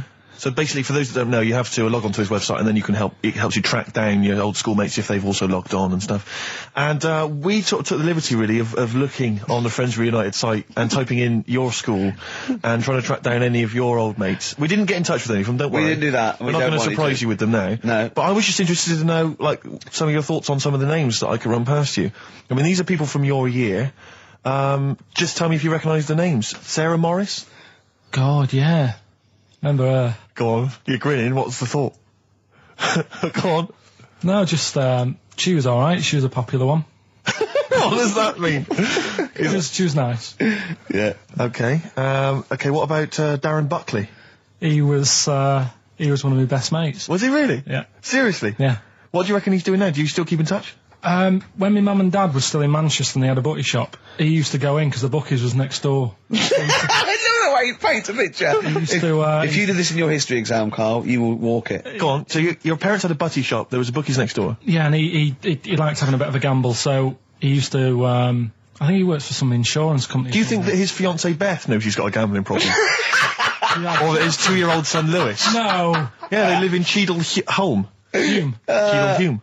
He must be doing well. 'Cause it's He's still supporting the Blue Army and frequents the shrine on a fortnightly basis. funny thing with him is, right, when I used to stay over at his house, and his dad was a copper, And I remember his dad came down and said, right, I want to see you two. And we thought, oh, God, what's happened? And got us round the table. And he said, do you know much about drugs? So we were like, what's all this about? So he goes, you know, they're not good for anyone, you know, the stupid thing to get into. And we're like, yeah, we know. And he went, you know, do you? We said, yeah. He said, what's this then? And he'd found something in his bedroom, and it was a Skittle. What, the sweet? Do you know little sweets with the S on it? And Oh, really? Drugs. Yeah. So he said, well, yeah, it's a Skittle. Yeah, I know what it is. Oh, he was bluffing like that as a slang word. Yeah, he thought because he was a copper, he probably had to be down with all the terms and that. So we said, oh, it's a Skittle. And he said, yeah, I know what it is, but what's it doing in your bedroom? Oh. And it was like, no, it's a toffee. So, Darren there. Yeah, I know, it's a toffee, it's a squib, it's a, yeah. Well, do you know what happened to me on the way in? Go on. A homeless person called me a dickhead. How did he know? Do you know him? Is that why? He's like the local big issue fella. Oh, yeah. Yeah. And he knows me, he sees me walking up and down the street. Oh, that's how he knew you. Right. So normally I have a bit of a chat with him and that, and I walk past him, and you know, I can be a little bit cheeky with him because I've been cheeky with him in the past with stuff. You pinched his arse. No, just, you know, saying stuff like, God, you're always there. I mean, you got home to go to and stuff like that. Yeah, no, just breaking the ice. No, but he knows, and he'd laughed at that, right, last time, so I thought I can be a bit cheeky, right? So he goes, do you want a big issue? I said, no. He said, come on, I've got loads of them, right? So I sort of said, when I was a kid, and I used to do a free paper around the free papers one, I said, just put them in the bin and go home, right? And he went, yeah, but how am I going to get any money doing that, you dickhead? You see, I can see his point. He is homeless and having to sell newspapers to get 50p or a quid or whatever. Yeah, and sometimes I treat him, right?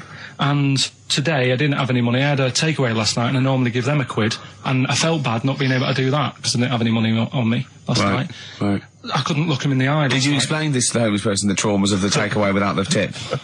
Did you explain that, you know, you've had it hard as well? I go, look, you don't. I had food delivered to my warm flat. Yeah, it was a nightmare. You don't know what that's like. You don't know what the trauma is because you can't have food delivered to your flat because you haven't got one. So please don't look at me like that. You should have said. But most people ignore him. At least I gave him a bit of acknowledgement and sort of... took the mic. Yeah. I didn't think I was. I just was being friendly. No, I know. You got to be careful with the homeless because this is true, and you know when the clocks went back recently, so you got an extra hour in bed. Yeah. And I was at Cash Point with a friend of mine, and there was a homeless person sat by the Cash Point, and you know, we would get some money out, and she said spare some change, and my friend thought, oh, he's a bit awkward. He's just trying to make conversation with her. He went, oh, clocks go back. Extra hour in bed. Oh no. I gave her £2. I felt so bad. He didn't do it intentionally. He didn't realise what he said. Just making conversation. It's tricky making conversation with the homeless because there's so many areas you've got to avoid. You know, what was on the telly. Yeah.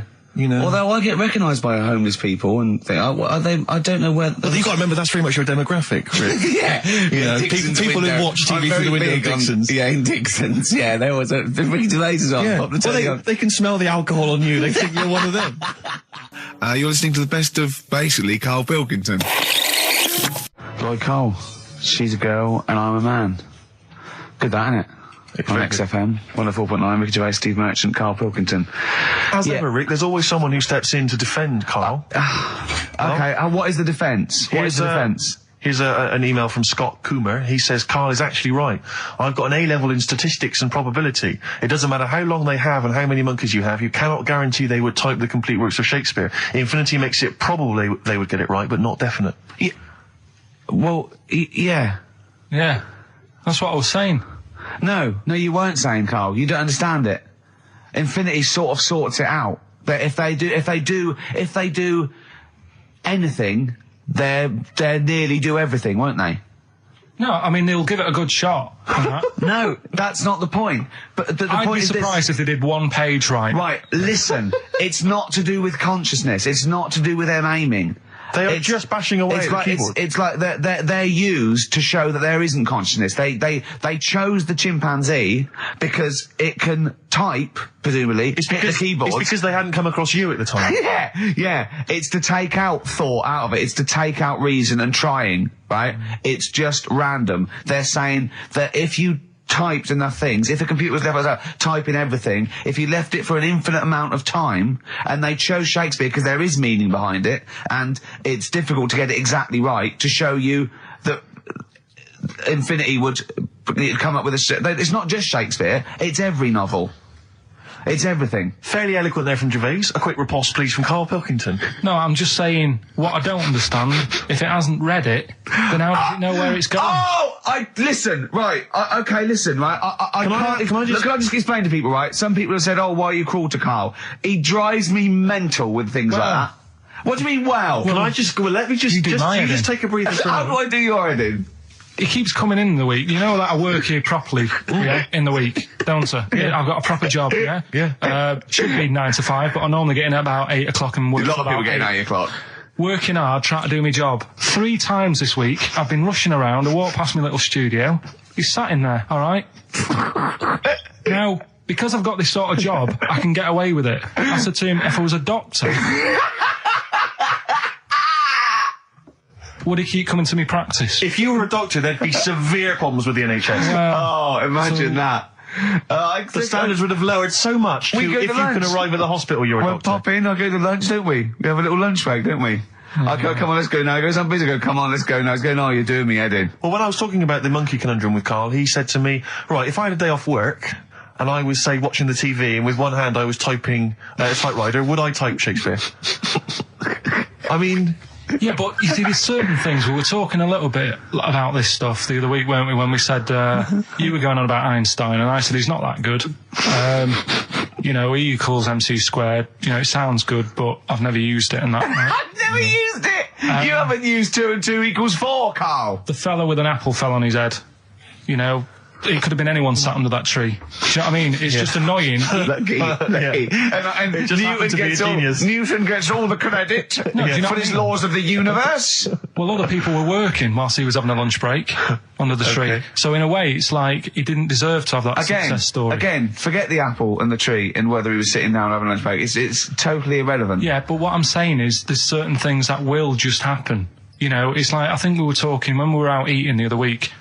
We were talking about Noel Gallagher. Well, this is reason the monkey discussion came up, right? Noel Gallagher... I don't know what to say. I don't know what to say. Rick, I don't want to misquote Noel. I'll be like Herbert Lom in Clueso. I'm going to get a twitch whenever he opens his mouth.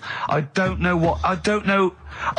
where to start with some of his statements. Well, as I say, this discussion began because we were talking about a quote that Noel Gallagher supposedly gave. Now, I don't want to misquote Gallagher, but the gist of it was that he said, had I... written Wonderwall or whatever, instead of the Beatles writing Strawberry Fields or whatever, I'd be the one that was considered the great songwriter and it wouldn't be the Beatles. It's just the fact that they came first that meant that they get all the credit as being the greatest band. I don't know where to start with that statement either. I mean, that's Gallagher's thing and he's, well, whatever. We know what we think of that. What was your point, Karl? You agreed with him, didn't you? Yeah, I reckon, right? Do you know we've talked about putting a baby in a room before and it'll know what colour it is and stuff? If you got a room that's painted red, right, but forget that because that's going to confuse Hear him out. Listen to me. Say if they did some new TV show, right? Like, what's that film with Jim Carrey in where the Truman Show? The Truman Show, right? So they make up a little room and some woman has some kids and you say, right, let's put the kids in this room, and they don't know what's going on outside. They don't know anything about, like, EastEnders and that. It's like their little world, right? They don't know anything that's gone on. How could a child survive without EastEnders? Right, listen. So, you sat in the room, right? And then, when they're all asleep... Right, wait for this bit. Someone... Have you heard this bit? Wait for this bit. They're all in a room. Yeah. They're asleep. Yeah. Someone pops in, puts a guitar next to the bed. Right? Nips off out again. They wake up in the morning... And one of them goes, what's this? They don't even know it's a guitar because they've never seen one, right? They're talking English, though. Yeah. We just left guitar out of the vocabulary. Right, so... There's plenty more to come. So, one of them will pick it up, and they'll go, I don't know what it is, and they'll start strumming, they'll go, that sounds good, doesn't it? Give them a few weeks, they could come up with Hey Jude. Whereas, typing Shakespeare, a monkey that can't even spell. I see that. Listen, You can't answer it. I might come with you, Rick, if that's all right. We've got to sort out that Christmas special as well. Yeah, no, sure. Alright, I'll see you later. I'm shooting off then as well. Cheers, Carl. In the week, I called Karl up. I said, how are you, mate? He went, not too bad. Now, as you know, his girlfriend's been away for ages, hasn't she? Covering the World Cup, the African Nations Cup. She's a sports journalist. Well, yeah. All right. Okay. I love the fact you're thinking, what does that mean? Like, well, she's not much of a journalist, Rick, to be honest. I've read some of her stuff. No, but she's not on air. She does stuff, you know. Yeah. Behind the scenes. Yeah. Sure. A lot of journalists do. You always want to make clear that you're not going out with Kate Adie. That's what you want to make clear, isn't it? Yeah. Now, so she'd seen none of the meteoric rise of Karl as a broadcaster. She's been away for the whole time a since you've sort of raconteur, become... a wit, Yeah. a cult figure, to be honest. And he hadn't told her this, so apparently he went home and she was sitting there, looking a bit grumpy. He went, all right, so yeah. She went, should we go out then? She went, I'm not sure I want to go out with an idiot. Right? Oh, no! Yeah. And she went, Loch Ness Monster. Why don't you just think? Of course the Loch Ness Monster lives in Loch Ness. And she was giving a bit of a hard time. And she went, that's why he said, that's why I didn't tell her. I didn't tell her really. Same thing happened when I was at school and I had to play drums in Little Donkey. I didn't tell my parents, right? But my dad turned up anyway. And what happened? He, How old were you, Karl? well, it was the school that I used to go to. Oh, yeah. Like, Oh, yeah. So- You went, well, you used to go to the school you used to go to? No, but what I mean is, on. I didn't go to secondary, did I? Sort of missed a lot of that. Sure. But primary, I liked. Oh, it was okay. all colouring in and stuff. Yep. And it was a Christmas play, and I managed to get a part in it. And, Did you audition? got a part in it, and I should have been playing the drums to the one about Kings. We Three Kings. Yeah. I was meant to be doing that, but Little Donkey came on, and it was one of the. What do you mean came on? That was like next up on the next song, Right. and it's one of them songs that you can't help sort of. Tapping along to. Yeah. Do you know, like if I was to go, Yeah, you'd have to finish it with... yeah. Do you know that they actually send that into space? Do they? And What, hoping that aliens will respond with that? yeah, they do that because apparently it is one of them things that you can't help.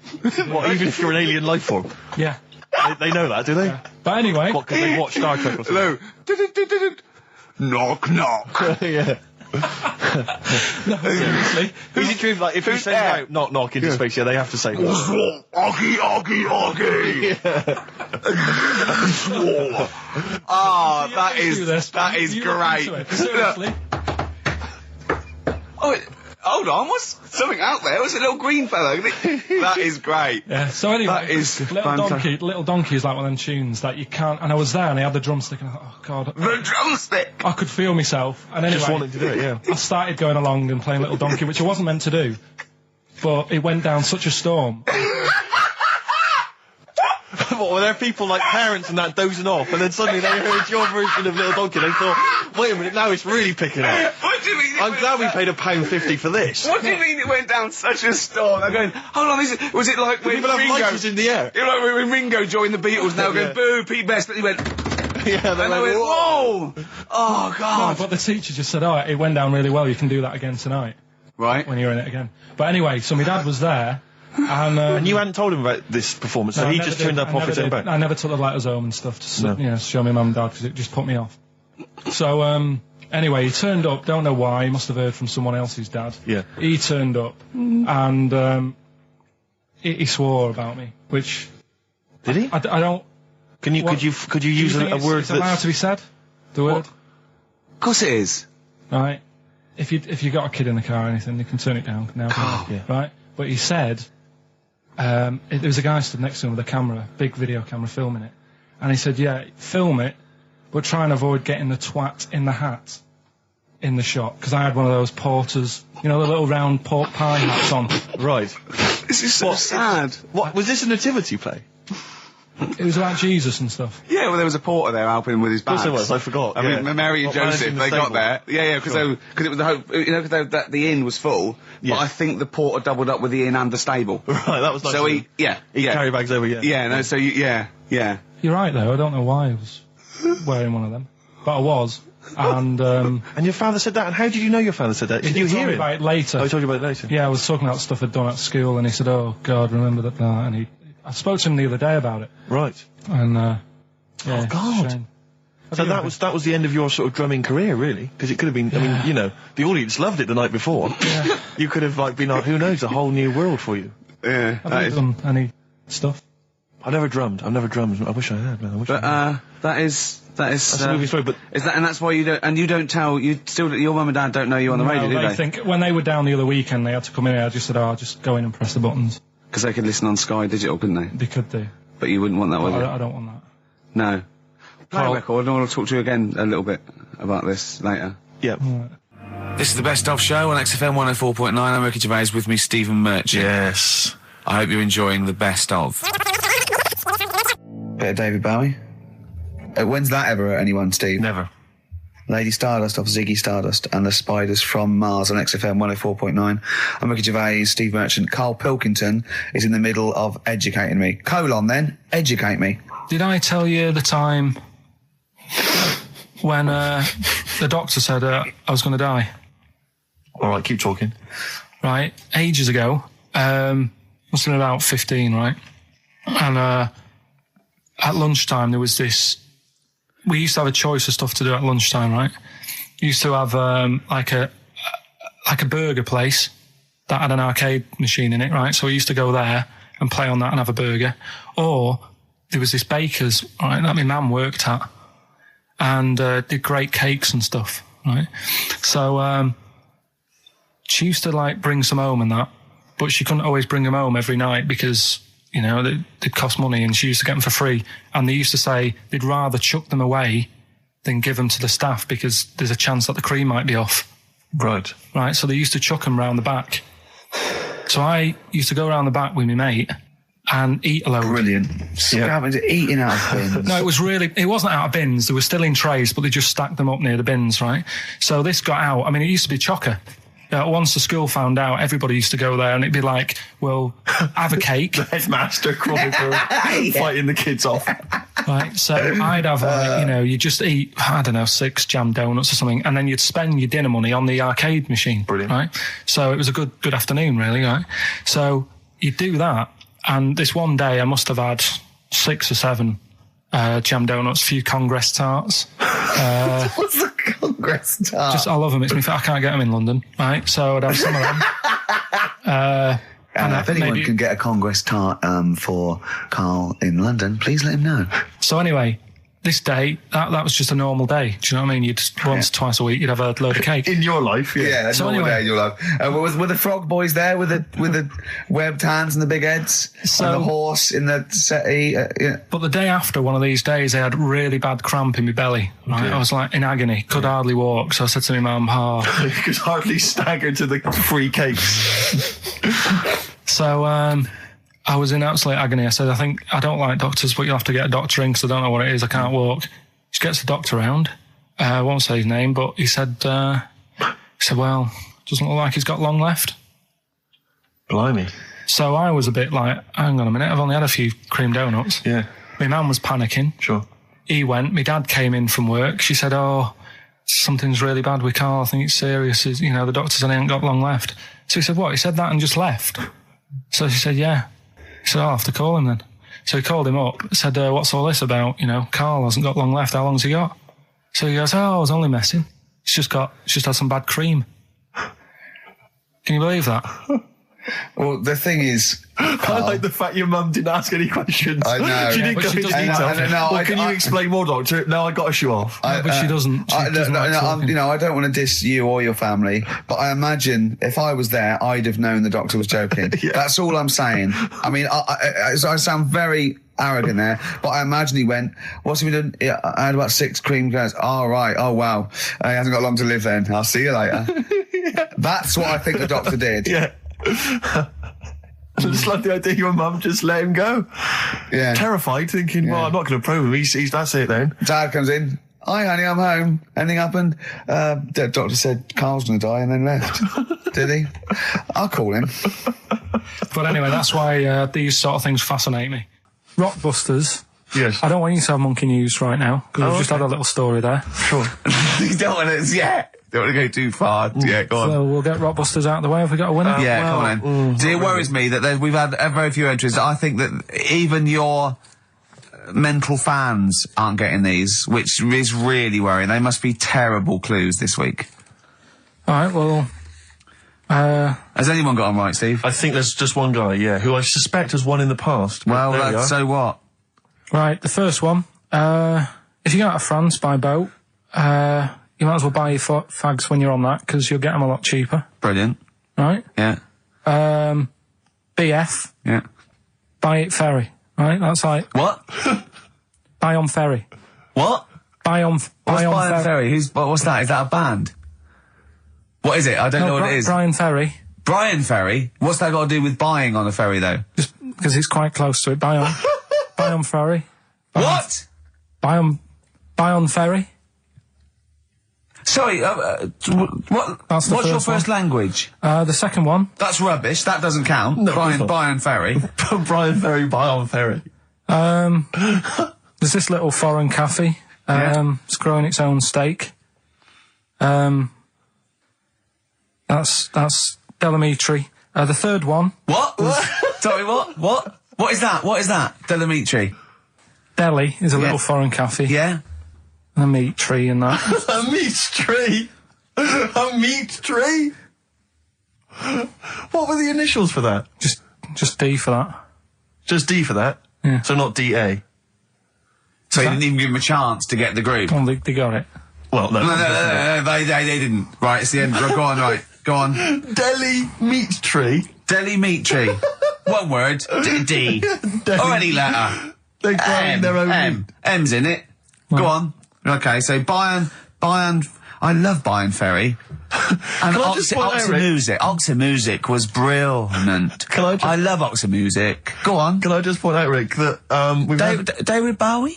Delhi meat tree. Yeah. I don't see why necessarily Aidan, who emailed in, why he doesn't get to win, because he emailed in dire steaks.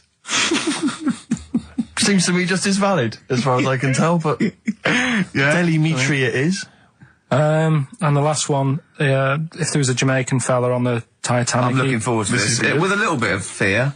Jamaican fella, if he was on the Titanic, he probably would have screamed this. Yeah. That's Christ de Berg. Oh, I don't know what to do. stunning. So who's the winner? I'm not going to give it to anyone. I just don't... What's the Jamaican bit got to do with it? Just the D. Just Christ de Berg. Say it again. No, I think they've worked it out now. Say it again. Christ de Berg. And who's that? What? Who's that? Who's what? Who's Christ de Berg? Chris de Berg. Who's the winner, Steve? Do you know what? I'm going to give it to Aidan because he just treated you with nothing but contempt. Steve Martin emailed in again. He got the first two, and then the last one he just emailed. I neither know nor care about this answer. I'm tempted to give him. Do you know what you've done there, don't you? Go on. You've put the nail in the coffin of Rockbusters. I warned you for 3 weeks, and you sort of bucked your ideas up for a little while. But Christ de Berg. Those are the worst you've ever done. The worst. Delamitri. So and didn't it just put D, and then Bayern Ferry. Bayern Ferry. Bayern Ferry. So, is that it then? Aren't we doing it Play anymore? record. Aren't we doing it anymore? I'm ashamed. You're an idiot. Are we doing it anymore? I'm just going to keep saying you're an idiot. Play it a Are record. we doing Carl, it have anymore? you learnt nothing from Dr. Fox? Yeah. That's not a Sony out the window. Aren't we doing it anymore? What, you need to start working on it now because they're so good. You need to start working now for next Saturday. Aren't we doing it anymore? Just, I don't know. Aren't we doing it? Me and Carl went out, right? With me and Jane, Carl and Johnny and Gigi, wasn't it? Gigi, Is it important who went? No. Okay. But we're walking down the street. Carl was there, though, and he can back me up on this. We had a curry. We were walking back, and this little funny homeless fella, didn't he? Mm. He, I got to tell it before I go, didn't he? Yes. He came up to me, right? And he recognised it. And he came up to me and he went, oh, he said, I've just nicked 5 of your DVDs from HMV. And he shook my hand. He was so happy with it. And I went, right, excellent. He went, all I do is I just swing the bag over the top. Like that when I'm going out, and he had a bag full of DVDs, didn't he? And he was so pleased to tell me that he'd stolen. That great. He said they're going like hotcakes. Yeah, he said they're going up. Of course they are. Yeah, you're nicking them. Yeah. I know. We get paid for them, though, don't we? So not the stolen ones. Don't we? No. What do you mean? Did you sign them for him? I know you would, you idiot. What? So he just nicked 5. Yeah. Well, Yeah. And you say he was homeless, was he? Well, I don't know. Maybe. No. Surely, how would he have seen the show? He'd just walked past Curry's one morning. Dixon's. Yeah, that's any Seen a idea. trailer for it. Thought, interesting. I don't know if he was homeless. I didn't go into his home Sure. life. He shook his hand though, and But he made Carl look smart. Do you know what I mean? So, how does he sell them? Where does he sell them? Does he go to people and go, do you want an Office DVD? They're not nicked. yeah, £4. yeah, exactly. I think he's stolen. No. No. They've still got the tags on them. Well, I think it was in Hot Tickets magazine. Sure. It's free with the Evening Standard. I might get some free Evening Standards now. I've plugged that. Yeah. I was just reading in there that I don't know if it's still going to happen, but apparently she was going to do a little cheeky appearance at GAY. GAY. In London. And obviously I was quite excited because I'm a Spears fan. Do you know that's what that spells, don't you? GAY. Yeah. Gay. Yeah. Yeah. Well, I think it is a gay club. Oh, sure. This is what I was ascertaining from the article. Oh, because they've called it what it is. Exactly. Yeah. And apparently she was going to be previewing some of her new album live on stage at GAY. Now that's an intimate venue. Normally you'd have to see someone like Spears, probably at Wembley Arena, someone like that. I'm thinking I'm a Spears fan. You know, get up a couple of the gang together. Yeah. You know, some of the lads. Exactly. Yeah. Cruise down there. Yeah. But then I read on in the article that apparently the doorman at GAY were only going to let in regulars, and the way they were going to ascertain if you were a regular was by asking a series of questions at the door. What, testing if you're really... Now, I don't know if the questions would be about the interior of GAY. Or the interior of someone else. Yeah. Or just general kind of... Like, what do you reckon you'd have passed the... Well, that's what I was wondering. So you'd have had to pretend to be... GAY to get in to see Spears. Now Can you say gay on the radio? Yeah, I think so. Yeah. There's irony, isn't it? So you're pretending to be gay to get into a club to see a bird that you like. Yeah. I'll give you a little quick test. Right. Shall I? All right. Sorry, what's your name, mate? Paolo. All right, Paolo. Yeah. You haven't done a lot with your hair. You just sort of let it grow out. I mean, would you be putting product on a bit later? Because I mean, you don't look very. You look sort of quite masculine, quite. Yeah, well, sort of like you didn't care. Like you have no care about how you look. Like you're a. Normally it would be shaved. Of course. Oh, okay. Yes. We would say normally that looks about like 3 months growth there. Why haven't you? I've been ill. Nothing serious? Nothing serious. Okay. No, that's why I let it grow. So it's grown. Okay. So what time would you normally be going out then, Paolo? Normally I'd go out about about 8ish. 8 o'clock in the evening you've got? No. Because that sounds a bit early. That's what... No, I'd go out about 3 in the morning normally. Right. So I take them yeah. Okay. Right. So that's right. Yeah. Where'd you go? Down sort of... Down Compton Street for a coffee and then onto GAY something like that, with your little shaved head. Yeah. Okay. Well, you're doing fine. Gay. Sounding pretty good. Can I just ask you one final question? 20 bender points? 20 bender points. I'm just going to let you in. Okay, I'm just going to tell the guys to let you in. But I'll ask one more question. Yeah. Do you prefer knobs or tits, Paolo? Knobs. Knobs. You love knobs, do you? Oh, Can't get enough knobs. So you hate tits, I assume? Loads of them. You hate tits, do you? Yes. Okay. What? Even Liza Minnelli's? I don't know what to say. I love hers. But not in a straight way. In a straight way. In a gay So way. okay. So you love knobs more than tits, right? Okay. I love knobs. In you go. Thanks very much. Brittany's on, dear. Oh, she is so sexy.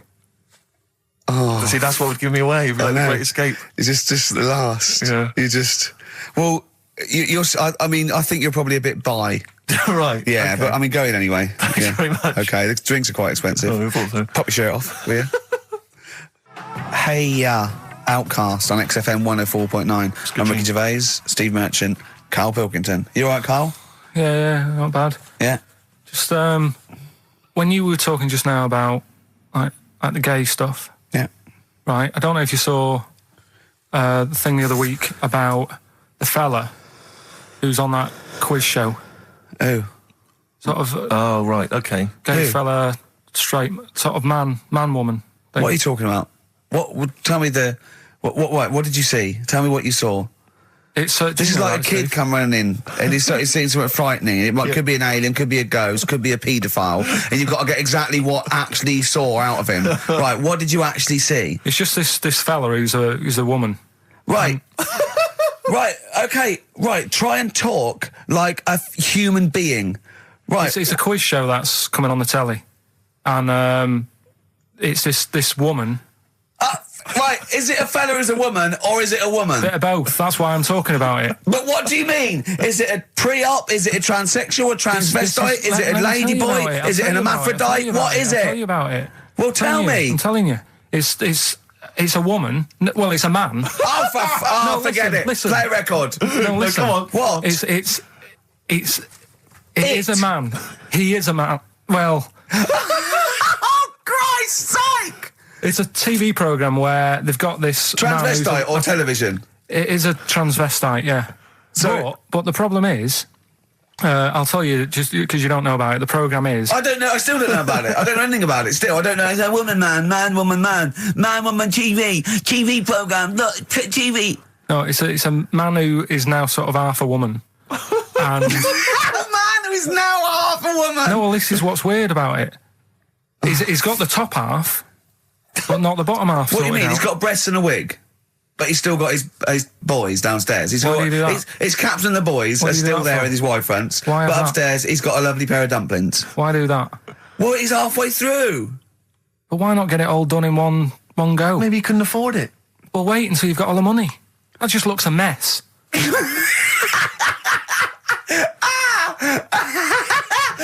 And who's he pleasing there? Well, he wakes up in the morning and everyone. pleases himself. He can't believe his luck. He doesn't know where to start. No, but what I don't understand, I mean, I don't want to see him. Well, can I just see him finish that ignorant. sentence? What you don't understand is just about everything. Yeah. Right. What? I find it weird, right? I sort of get, I understand the gay thing, right? But, Do you? What do you mean? well, I know. Well, I tell know, me the gay thing. Explain the well, gay I thing. just know if you're a fella, you like men. I don't know much more than that. What do you mean you don't know? But what I mean is, with a transvestite, what's going on there? What do they want? A transvestite is a cross-dresser. See, I don't get that either. Because You mean a transsexual? That's a man who likes to dress in women's clothing. It's not necessarily, they're not necessarily gay. They're or not gay. straight They're or often anything. not gay. They just happen to like wearing women's Those clothes, aren't yeah. but then why not wear women's clothes that could be seen as a bloke, like Suzanne wears jeans? No, but Just but that's buy the women's thing. jeans. But that's their problem, is it? They like being seen as a woman. They like being seen as a woman. It's not just that it's more comfortable, or they'd wear a kilt. They like being seen as a woman. They feel more comfortable. All right, and what's the deal with this fella who's got... We don't know both? who this fella is. No, we don't know this man who's half a woman. He's called Miriam. Oh, that's helps. yeah. Brilliant. I love this scientific basis. No, I so think- all he's done, he's had the tits done. He's probably had the hormones. Probably lived as a woman for a while. The last step, because you can probably reverse the breasts anyway, because they're probably implants and hormonal things. And whereas you chop your knob and boys off, that's you come back the next day and go, so I didn't mean that. I wanted my ears pierced. It's a bit more of a bigger operation to put them back. So doctors are probably making sure that he's just Surely absolutely... if you've had the top half done, you're not going to go back on what you've said. But no, what's the top half being done? I could get you breast implants, give you a bit of hormonal treatment. Now, that you would be a great idea for next week. and you could reverse it. What you can't do is grow a knob back. Well, you can. Last week we were talking about growing one on your arm. Yeah. We've done that. We can, so that is possible. But the thing is, the truth of it is, I think I do know about this story. I think it was a television programme called There's Something About Miriam. The conceit of which was that this pre-op transsexual So I guessed that right, yeah. was masquerading as a woman, Right. and various blokes who didn't realise that this was a man had to I've heard try about and this. seduce her. And when they found out that it was actually a bloke, and a lot of them had kissed agree. her, they refused to let it be shown. And there was a big I agree outrage. though. and so on. That's just terrible. Yeah. That's Oh, it's deceit. absurd. But I mean, That's awful. I heard it. I hated that. You know, who's the biggest, most professional person in radio? It's probably Terry Wogan, isn't it? And it was you that said you can't tell what the sentence he's saying because he keeps going up at the end before. But he and never, after. there's never any punctuation. Yeah. So he'll just segue from one point to the next. So he'll be like, going on my holidays, Friday. We're having a lovely time, says Mrs. Dorothy Sheehan of Westminster. I'm thinking of going to Greece. Oh, and it's halfway. So he's got his knobs, but he's still got the tits. Yeah. Typical. Oh, hello, Paolo. Do you want to come into my club to see? I'd love to go. Britney Spears, I'm a massive fan. Yeah, well, it doesn't start for a while. It's it's only about 8 o'clock, and you know you're not going out for hours yet. No. 8 or 7. But might as well watch a bit of telly. We've got FA Cup final. Ooh. Oh, yeah. Just that's a good one, isn't it? Or we've got the Eurovision Song Contest. What do you want to watch, Paolo? Oh, blimey. Well, I love all the camp and lame of the Eurovision Song Contest. Yeah. But is that David Beckham playing? Because I love him. And his hair and his legs. See what you've done. You see? So you will watch the football, but you'll be mainly looking at the legs and the tight shorts. So while Beckham's knocking them in, you'll be exactly knocking one. Right. Let's. Do you know? Remember, I never really looked, but when you see old clips of, say, early '80s footballers, the shorts are much tighter, aren't they? I think. I mean, I don't know. I don't really know. I don't know. Looking. I remember Carl was saying when he went and there was 2 strippers, a bloke and a woman, and they whipped off their clothes at the same time, and you looked straight at the boys. Yeah, everybody would. You would have done. Right. You do. You do. You look at his doo-doo. What do you mean? You look at his doo-doo. No, I'm just saying. If you were there, you would have done the same. 2 people on the stage. Yeah. Woman and a man. Yeah. They were getting the clothes off. Yeah. Right? The fella took his pants off the same time as the girl took her knickers off. Yeah, right. All I'm saying is it's human nature to have a quick look, have a quick glance, see what's going on. See what's going on. And then I wanted to look at the woman, but she put her knickers back on quick. She didn't live opposite from you, did she?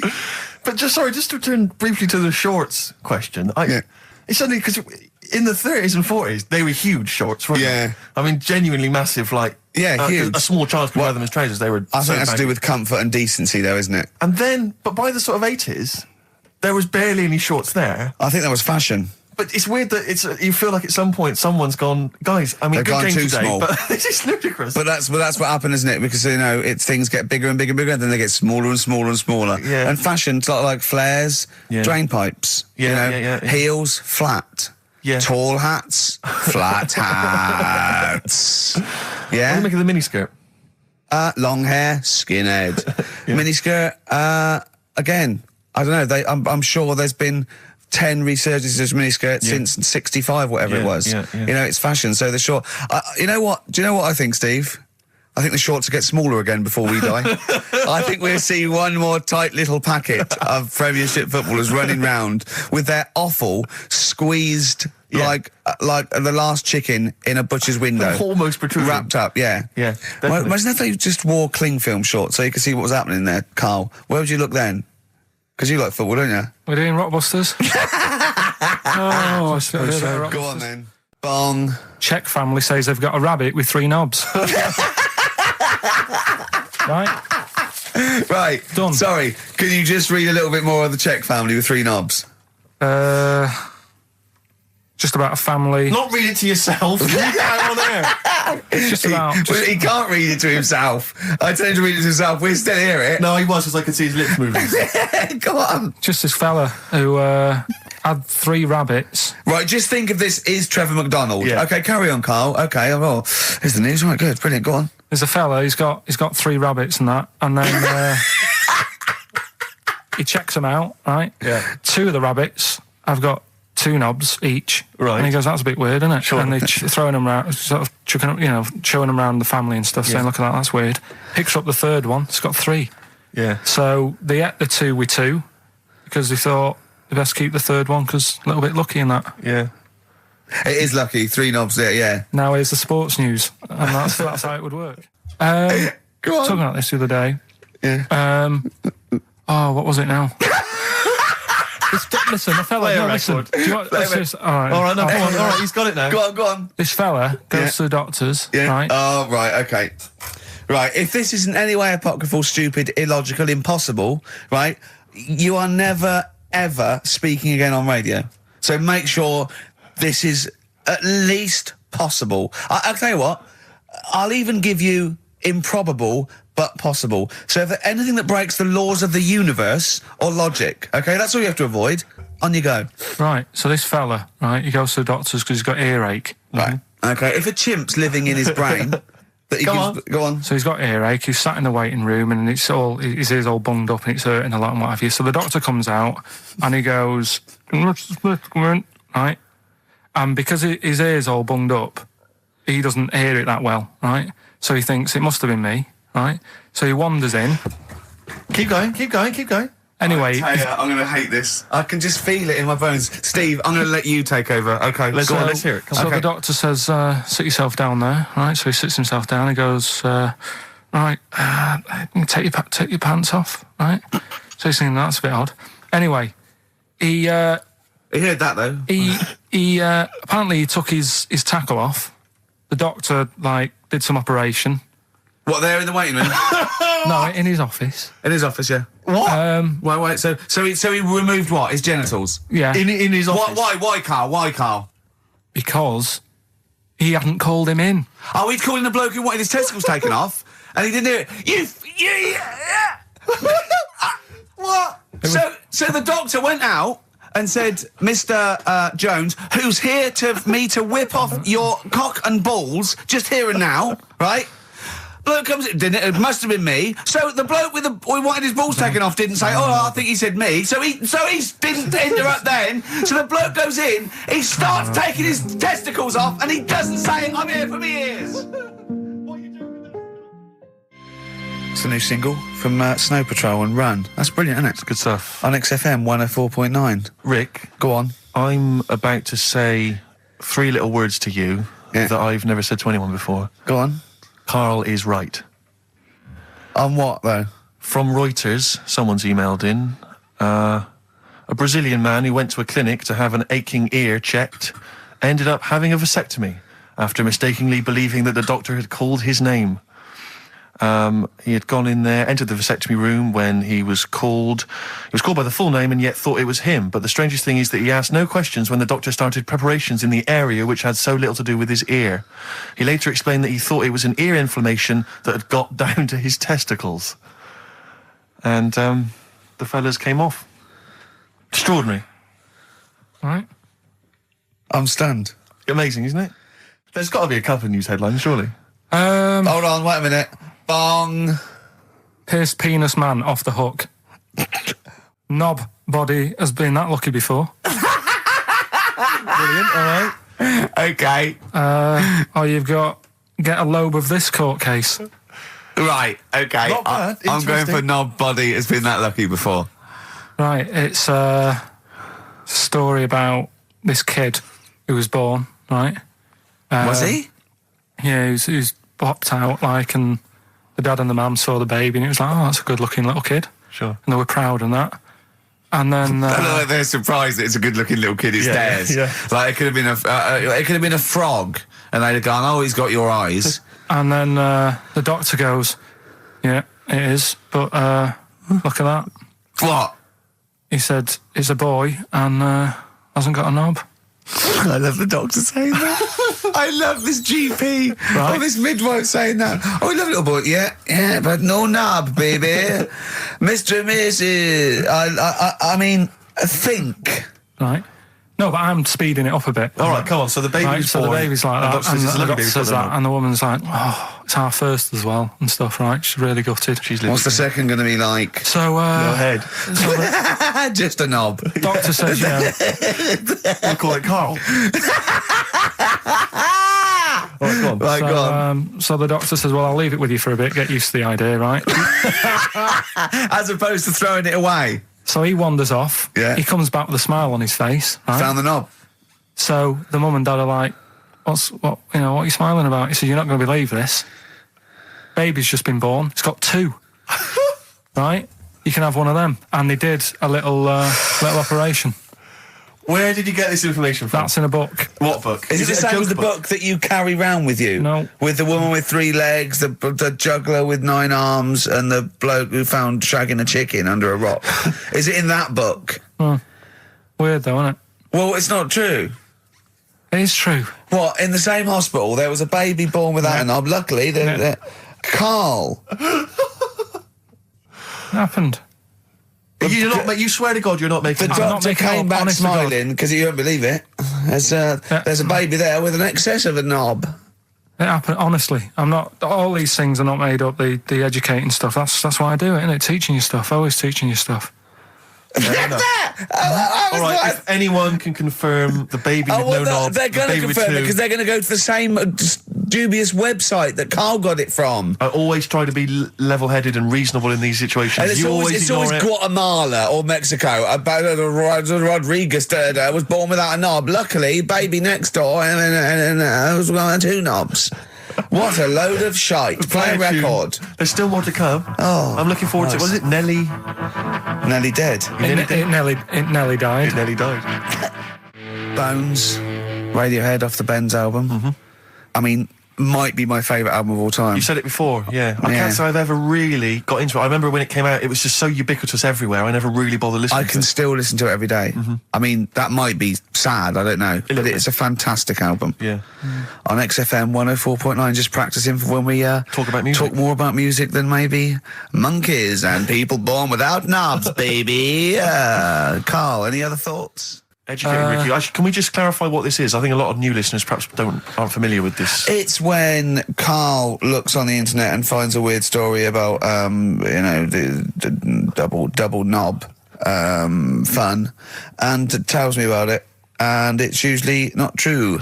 Okay. If it is true, I know it already. Go on then, Karl. They're not really weird stuff, it's just stuff that's gone on. That's interested me, that's all it's Yeah, about, and I go on. educate about it. I should just confirm that we've had a number of emails that say the baby born without a knob and then having one transplanted from a baby that luckily enough had 2 knobs is apparently true. Right, Yeah, there you no, go. listen. So- I don't question that Where's you that? could be born with a deformity and get someone's, fingers, knobs. What I'm saying is, it didn't happen with the doctor goes, I'll leave with it. I don't believe it. That baby's got 2 knobs. Exactly. What a coincidence. I bet that little bit of information isn't in there, is it? Sure. That he went out the door, I'm going to get a coffee, came back, bloody hell, hold on, no, here's an extra knob, I found an extra knob. We put that knob on there. Perfect. Couple of emails here trying to respond to our requests for nursery rhyme related information. Oh, go on. Nikki Williams says that she was at infant school and she had a nursery rhyme book, and in the book, and this may just be the illustrations, but apparently the 10 in the bed in there were small baby monkeys, which you'll be loving, Karl. But again, I suspect that might just be the illustration that accompanied the... I remember I had a book of nursery rhymes when I was little, and my brother, he was older than me, and I was about 5, so he was about 16. And I remember him and his mate just absolutely cracking up, because it said, up Jack got and home did trot as fast as he could caper. He went to bed and bandaged his knob, N-O-B, with vinegar and brown paper. I've since found out the knob is like the old English for head, but I didn't know why they were laughing. Of course. They were just cracking up. This was, whenever one of my mates' brothers came around, he said, where's your nursery rhyme book? And he'd read it to him. Yeah. And it was just the funniest thing in the world. The brown paper and vinegar was a popular method, because didn't Jack and Jill use that? They used something similar. No, that was Jack and Jill. That was Jack and Jill, Yeah, was that's it? Jack when he broke his crown, which obviously, that means his head as well, doesn't it? Yeah.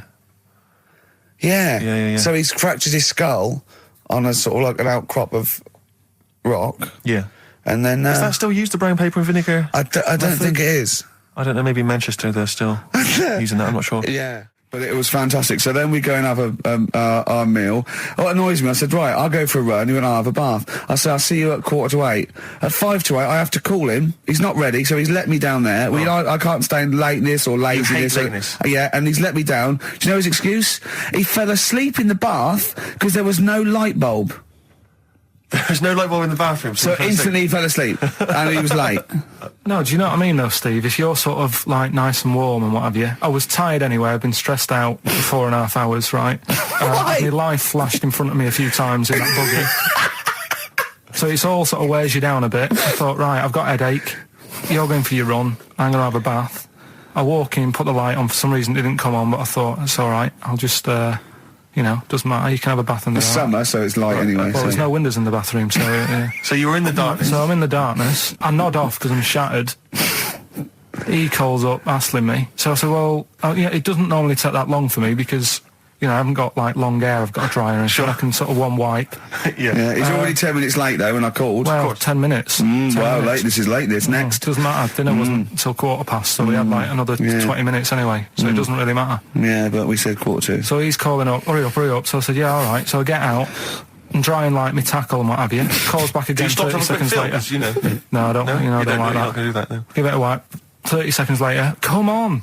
So I end up going downstairs to the meal area. Naked. With a wet shirt on and wet socks. I've got headache as it is. Meant to be a relaxing weekend. But anyway, so we have our meal, which is really nice. And then we're sitting in the bar. I'm having a cigar by the fire. Yeah. We're having a rather nice Pinot Grigio. Yeah. He's there going, I've got headache. Is this 1955 that you live in? So holiday, where'd you go on holiday? Sardinia. Good? Yeah, it's alright, yeah. Nice food and that. It's important, isn't it? Yeah. And nice beaches and what have you. Excellent. Always like a nice long beach to walk down. Yeah. But, so we're having a nice walk, right? You know how nudists do me head in? Sure. Right. Not a problem though, is it? It's not like being scared of spiders where they might jump out under the kitchen sink at you. You know what I mean? It's not a big problem having your head done in by nudists. Yeah, but it just annoys me. It sort of ruins the day a little bit. Because it makes me feel uncomfortable. Right. Take your clothes off if you feel uncomfortable. It's much more relaxing. Yeah, but... Well, anyway, right, so I'm walking along the beach, right? Lovely long beach, what have you, watching the sea, picking up shells and that. And what are you wearing? What's your natural beach club? When he says picking up shells, I imagine he's on all fours going, like that, you know what I mean, looking at things. Just washing his nuts in the sea to get them tasty. Yeah, going into the sea and then kind of shaking himself and all the water flows off. Yeah. I've just got, flip-flops on, pair of shorts, and like a little light shirt. Right? Sure. So anyway, walking along, and Suzanne goes, oh, look, right? And there's this woman, German, I think, coming out of the... How can you tell she was German? Underarm hair? I'll get to it. Forget the underarm hair. She came out, it looked like she was smuggling seaweed. I'm going to burst! Oh, God! And the funny thing is, right, she... Smuggling seaweed! Oh, God! She was a bit hairy down there, was she? Mental. I felt bad because I hadn't had a shave for 2 days, right? Looked at her, it was ridiculous. She might as well have kept her trunks on. It was just like she was wearing furry trunks, right? So anyway, so I'm walking along. So, yeah, go on then. So Suzanne's like, oh, look, and I'm like, oh, not again, because every time we go away, there always seems to be one of these. Is she by herself, this woman? Well, the weird thing was, she was with her husband, right, Yeah. but he had shorts on, he was happy, right, but every time, because I walked past her, and he sort of ran off, because he's embarrassed. Do you know what I mean? There's nothing normal about it. What can he do? He can't go, all right, mate, because he knows it's odd, right? How old was he? Sorry, how old was she? It's hard to tell when someone hasn't got clothes on. Sure. Do you know what I mean? They always look older, don't they, when they haven't got clothes on anyway. But I'd say she was about 40, 41. Okay. Right. So I walked past, and the annoying thing is, she got there on a bike, right? No clothes on, little pair of boots next to the bike. So if you can wear boots, just pop some shorts on. You know what I mean? That takes more effort for me, putting boots on. But put the shorts on, right? So anyway, the husband kept running off. I walked past, and I'm getting annoyed because I'm saying, well, we've got to walk past them again on the way back. I like the fact that they're scuttling away when Carl walks past. Like when you lift up a bit of sort of iron sheeting in the woods and loads of mice run away. Yeah. It's like whenever Carl goes, that nudists run away. Yeah. Oh, right, okay. So we sort of come walking back and what have you, and I have another look and what have you, and he runs off again. Why are you another look if it offends you so much? Oh, you might as well just have a look. You know what I mean? It's just putting it on show and what have you. But the interesting thing was, I just wondered whether the husband If her husband was nude, you'd looked at his tackle. Because remember when you went to see those two strippers and it was a woman and a man and they whipped their shorts off, you said you looked at his tackle first. I think any bloke would. Well, You would. You just check it out. It's natural, isn't it? You just go, oh, right.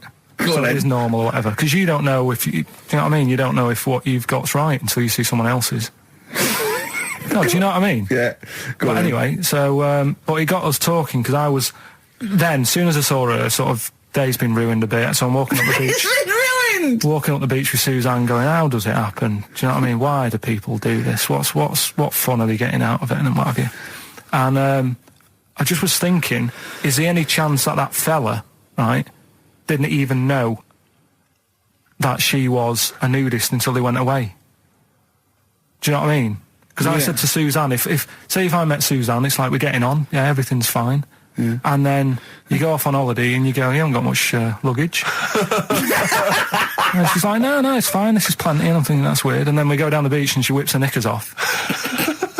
I'd be annoyed, but there's nothing I could do. Do you know what I mean? Sure. So I'm just wondering whether that's what happened to this fella. Every time someone came walking up, he was like, oh, God, this is embarrassing. And he kept nipping off. Yeah. Finding something else to do. Look at some shells.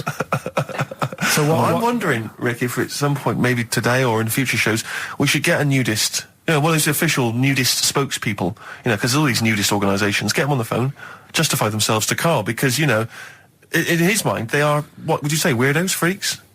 I don't quite get it. I was reading something in one of the supplements last weekend, and some journalist went round to some, whatever you call it, some resort or whatever for nudes and that.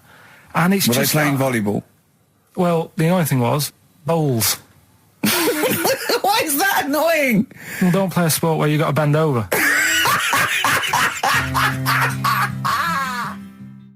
Neil Young from the album Zuma, and that's Pardon My Heart on XFM 104.9. Ricky Gervais, Steve Merchant, Karl Pilkington. We just had a text here that says, and I don't know what truth there is in this, as ever, but John says there is apparently a nude bike ride today in Hyde Park. Now, I can't believe that's the case, because I don't think it's allowed, is it? You can't ride around with your veg, can you? I don't know. Why would you want to? Well, good point. On a bike. On a bike, I like the fact that that's what disgusts him. I want. Do you know what? If we did appeal for a nudist to call in, I'd want a very specific sort. I want a German nudist, a middle-aged man called Helmut. Okay. If there is any, or the closest one to it. So I want a middle-aged man from Germany. If your name is Helmut, you're in. But I'll accept Hans. Karl would be good, wouldn't it? All right. Yeah. I think I'm wondering if the age might. Maybe we could broaden that. Okay, just a German nudist bloke. Right. Could he at least be fat? Can I find a fat German fella? If your name's Helmut, we're going to give you a big prize. Yeah. But any fat German fella who likes to get his sausage out. Sure. Okay. It's sauerkraut. Yeah. What's the phone number? 0871 222 1049. It'd be good just to get an email or a text with a contact on it, and then I can just call them up in the week. Sure. And 83936 is the text number. I don't know what our audience demographic pans out like, Rick, but I'm suspecting that's probably a fairly small fraction of our listenership. I know, but there must be someone out there. If you know a fat German who likes to get his tackle out, phones are going. Straight away. Just answer it, Karl. Just answer it. Just potluck. It could be anything. Well, just see what it is. To be fair, it could be a nutter. But just say hello. Just tell it's not straight away. He'll stay there, won't he? He'll stay there. Well, answer it. Answer it. Leave it. Answer it. Oh, you see this? It's gone. It's gone. There you go. He bottled it. So, just as well. Did you have to have that thing done where they say, what side do you wear your member? What side you dress? They don't say what side you wear your member. That would hardly be a euphemism, would it? So they say what side you dress, sir. It means what side your little poke, your little John Thomas leans, doesn't it, on rest, usually to the left, isn't it? Your little left testicles. If I said to you now, what side do you wear? Hang on. Do you know? It would be left. It would be the left. That's what I mean. If standing there, right, with nothing restricting it or holding it in or holding it up, right? It sort of leans. Your one ball is sort of like slightly back and lower, isn't it? And your little John Thomas rests there, so it's left. And the reason they ask it is so they don't put the tape measure up on the left and squash your willy or touch your willy. So it's nothing to do with like, well, you'll need a bit more room of sort of more material on that side, or. Well, no, I don't think they compensate. It's just when they put when they stick that up into your groin, they don't want to come in contact with your little. The thing is, I don't know what side I wear stuff on. I just sort of pull my pants up and wherever it wants to go that day. But maybe it's not big enough to sort of make any, real decision.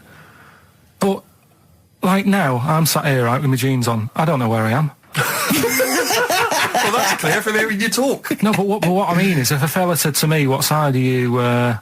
What side do you member on?" Member. What is this? What is this? The use of the word member suddenly? I'd go. Well, it's not. It's usually not appropriate. And also, I imagine in the old days they had big baggy pants. They used to sort of like hang down. And now, like with those stretchy boxers and briefs, it's sort of held up in a nice little, neat little parcel, isn't it? So it's probably not appropriate. It doesn't come in contact with your little snake. So, Did you ever? What have you ever heard that? Are you telling me a tailor has asked you that and you went, "What do you mean, mate?" No, I've never. I've not really had one made to measure. I had one made when I was a kid, but since then I've sort of bought a suit off the hook. But when you were saying about buying a suit, I know that question sort of crops up, and I don't know what the answer is. It just annoys me the way I don't know. There's no surprises anymore. Do you know what I mean? People know. What do you mean? He's going to go, right, I'm going to measure you now. Which side shall I measure? Go, well, pot luck, go on, have a look. Right, there you go. Oh, you got it. You took me up. What do you mean there's no surprises anymore? What are you talking about? Everything you say is a surprise. Everything you say, every opinion you have is a surprise to me. What I mean is, why aren't people just happy just to go, well, depends, doesn't it? I'll just pull the pants up wherever it wants to go. I'm happy. What do you mean? Why is this such a big issue? But Carl, when they ask you this question, they're not making a note of it somewhere. It's not statistical research to find out what the kind of common leaning is. It's a question so he doesn't touch it when he's using his tape measure. Just be careful. But he is being careful by asking the question. But what's wrong with him touching it anyway? If he's, it's only a slight. Fair enough. But if he just sort of, knocks it a little bit, you can just go. Do that again? To me, it's the same as the prostate thing. It's just happening all over again. But the doctor doesn't go, what side's your arse on, sir? Trying to avoid the arse. He wants to go, he knows where your arse is and he's aiming for it and he wants to get it up there. He's aiming for it for a good cause. This little fella's going, well, I've got to measure his leg. I don't want to touch the knob. I'll just ask him, sir, do you mind telling me where your cock is so I can avoid it? It's a big difference. But like I'm saying to you, I'd have to have a look first to let him know. I don't know where it is now. I don't know. It could be the left, could be the right. Are you telling me you don't know where your knob is without now? looking? Well, what do you mean without looking? How could... Well, you're saying it as if like... Should we have a guess? Well, have a look and tell us where it is. And what are you wearing? What sort of pants are you wearing? I've got my jeans on. But you got pants on underneath them? Yeah. What are they? Briefs or boxer shorts? Boxer shorts. Boxer shorts. Well, it's probably free, but the jeans are probably strict in it. I think it's probably either in the middle, dressed in, or just slightly to the left. Have a look. We'll tell the listeners after the break where's Carl's knob. It's a good competition. Oh, brilliant! We've got to send this to the Sony Awards people. XFM. Run, Snow Patrol on XFM. Well, big question. Where was Carl's knob? That's what people have been hanging on for. Yeah. Where was it? Well, I can't believe people have been texting in. Hey, what, guessing where it is? People saying, is it in the middle? Is it in the left? It cost them 10p. It cost them 10p to find out. Just wait, I'm going to give out the answer. You don't win anything, right? Like, strike it lucky. Right? Bottom or middle? Right. It was to the left. Oh! Yeah. I went with the right. That's annoying. See, I thought it would be to the left. If not, maybe if it was all scrunched up, sitting down on your lap, right, it might just pop up to the middle. Just pop out, like, Well, next week we'll be finding out where yours is. Where's Ricky's bollocks? Right then, which leads us nicely into knob news. Oh, it's the welcome return of knob news. Right. Okay. It's very much like the news at 10. This, isn't it? I do a bong, or in this case a schlong. And he gives me the headlines, the knob news of the day. Where have you collected all this knob news? Was there a lot of knob news this week? It was mental this week. The amount of stuff. The way it works, you give us the bong. Yeah. I'll give you the headline. Okay. Steve decides which stories we're going to talk about. And now on XFM, knob news. Schlong. Man grows knob on his arm. Schlong. Man gets doctors to make him a second knob. Schlong. Turkish prisoners made hole in cell wall to produce third inmate. Schlong. Doctors accidentally remove man's testicles. So, well, can I straight away go for the accidental removal of the testicles? Well, it's happened before, hasn't it? We've talked about that before. Well, how did what did he go in for a tonsillitis? What are they called? Tonsillectomy. And he went in the wrong way. What are you talking about? How can they accidentally remove his testicles? It says he didn't look at his folder, and the doctor said to the fella, "Oh, we've removed your testicles and we wanted to take out your prostate gland." So that's what happened. There's the story. This is what I mean. That's why I don't like going to the doctors. Yes. It happens, doesn't it? Because all these sort of it's when they say things like, "Oh, it's just we do loads of these operations." That's when they're not concentrating. Brilliant. Do you know what I mean? When they say it's procedure, that's like having a boring job that you do every day when you're not going to be concentrating. I prefer them to go, "This is a tricky one, this."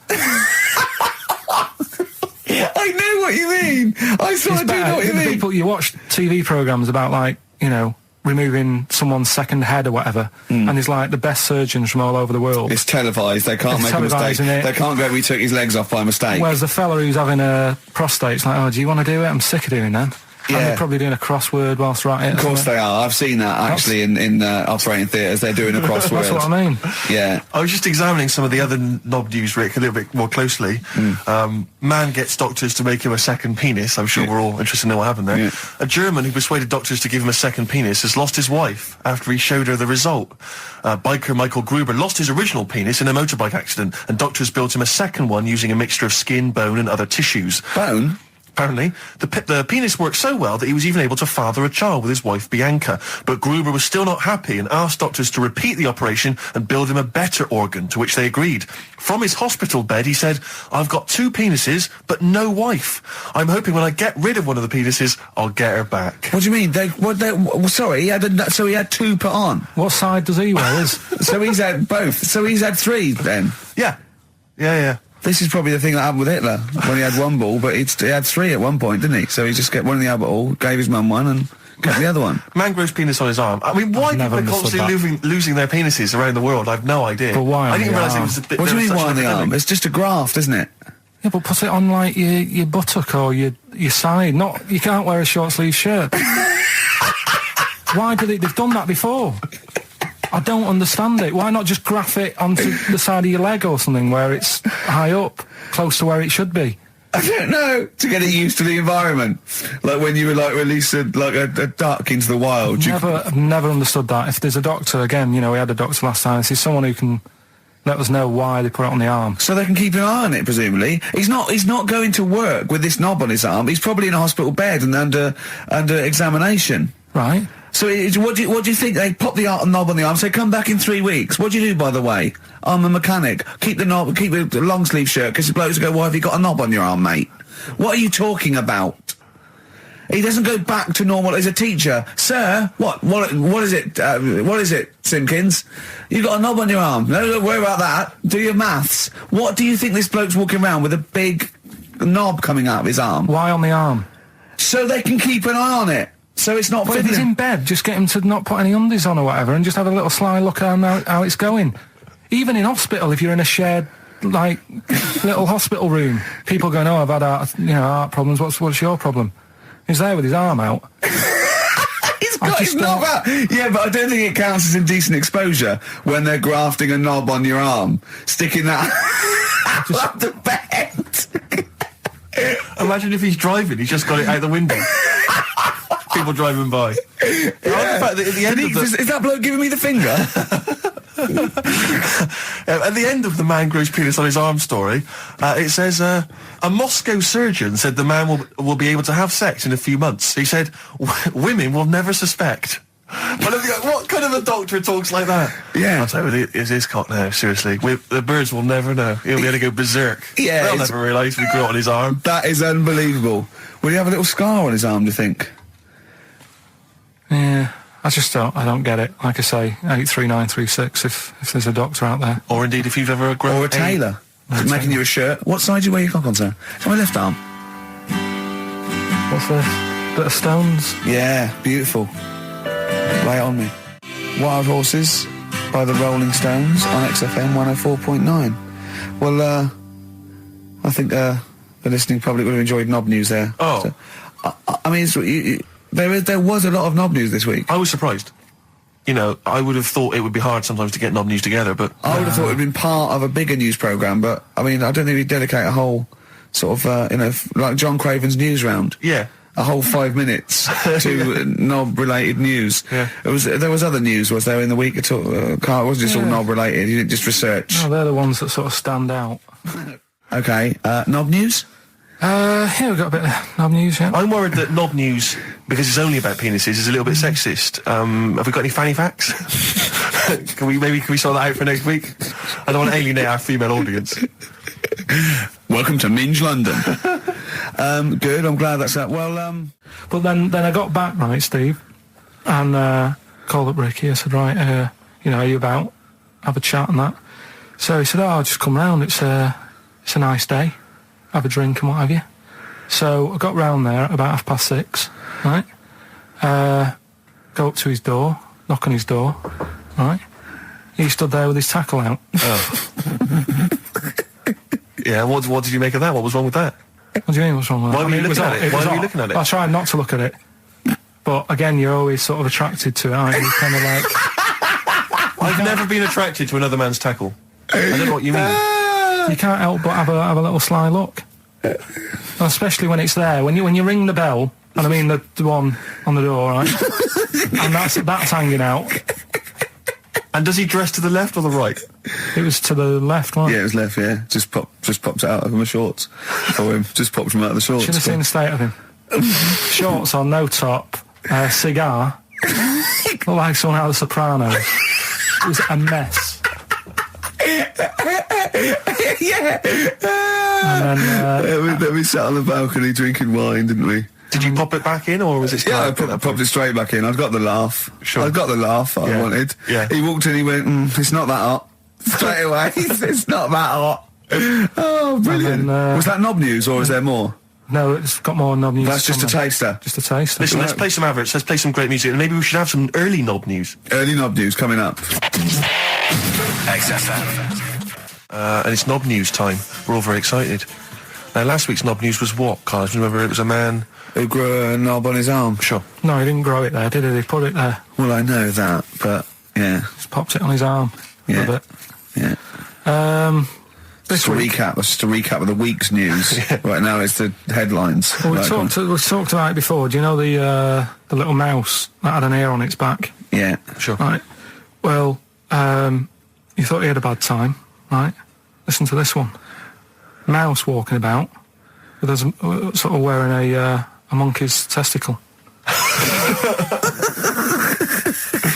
They're just having a laugh. This is what I mean about a lot of scientists. What are they doing? When's that going to come in handy? I don't know what you mean. Well, they were seeing if, say if a fella loses one, right? Yeah. Hitler or whatever. And they go, well, don't worry about it. We can sort you out. I don't know what the monkey's going to do. I don't know if they keep passing them on or whatever. But the actual monkey testicle was put on the mouse. And it worked. It worked for the mouse. But isn't it... I mean, isn't a monkey's testicle quite large in relation to a mouse? Would it not look like the mouse was on a space hopper or something? Oh, yeah, it didn't look good. Well, they didn't put it where its testicles would be. No, they did. They put it... Well, how could it walk, then? The ear was on his back, so he could just get about. Well, I don't know. But Well, you don't know, do you? You just guessed. Did they grow the monkey's testicles where the mouse Well, it testicles looked would... stupid anywhere else, though, wouldn't it? Oh, whereas a mouse with monkey testicles, that's fine. You'd be showing off. You'd be all right. I'd prefer that than the ear. When that mouse gets put back in with the other mice, do the other mice go, George, you look different. Have you had anything done? But the weird thing is, as well, apparently it still works as a monkey. What? So, what like are you talking about? Like the sperm and that was, it was still sort of monkey Of course sperm. it was. What are you talking about? But that's weird. But what, Carl? What do you? It's only a thing to give it nutrients. That's all the thing they're testing. It's like grafting at that level. Right. What's your question? Because I'm right. What do you think? It would change eventually. It would have changed into a mouse testicle because it had been hanging round a mouse for so long. No, I thought the actual sperm of it though would be a mouse's. Why? Because it's hanging off a mouse. No, but your sperm is actually created in the testicles. So that's say why this that's why it has to be outside your body. Otherwise, we put them in a nice little cage. But I'm guessing then that they've done this operation so that they can do it to humans. Yeah. Why would I want a monkey testicle if my kids are going to be monkeys? What use is it? No, think. That's no. That's going to happen anyway, Carl. Yeah, but think. Think of what you're saying. They've grown a monkey testicle on a mouse to see if it would still function as a monkey's testicle, okay? So they can do that to humans. So think, Carl. What they'd do is they'd grow a human testicle on a mouse and it could still be used as a human testicle. So what? To give you a testicle that you've lost. From a mouse? No, from another person who it was kept alive on a mouse. Because it's kept the nutrients alive, as opposed to keeping it in a deep freeze. Maybe bollocks go off after a week. I don't know. Maybe they get accidents. He had a little a card. Do you donate your testicles? Yeah, I'll tell you what. No one needs testicles yet. Let's keep them on a mouse. You have yours ripped off in some sort of bizarre skiing accident. You go, well, you go in a Battersea Dog Town. You pick the ones you want. They can grow them on anything. They can grow them on a Dachshund. Bulldogs are growing them usually, that's where you see a bulldog. Usually that's waiting for an operator. What don't you understand, Carl? Hang on a minute. I thought this was knob news, not testicle time. I don't understand what... Yeah, testicle time's not for another 10 minutes. Yeah. No, it's all sort of linked and that though, isn't it? Well... Sometimes it's linked to a mouse. But what do you think about, like, I don't know, testing stuff out like that? Is it worth it? Could you not just go straight from... But listen, Carl, I'm getting this information from you. No, if this was on Question Time and someone said there were, Dimbleby and Paxman or whoever said it, I'd think about it as a moral dilemma. You've just said you saw a mouse with a monkey testicle. What do you think of that? I don't think any of it. I don't think anything of it is the answer, Carl, because I can't trust the info. I cannot trust anything that comes out of your mouth.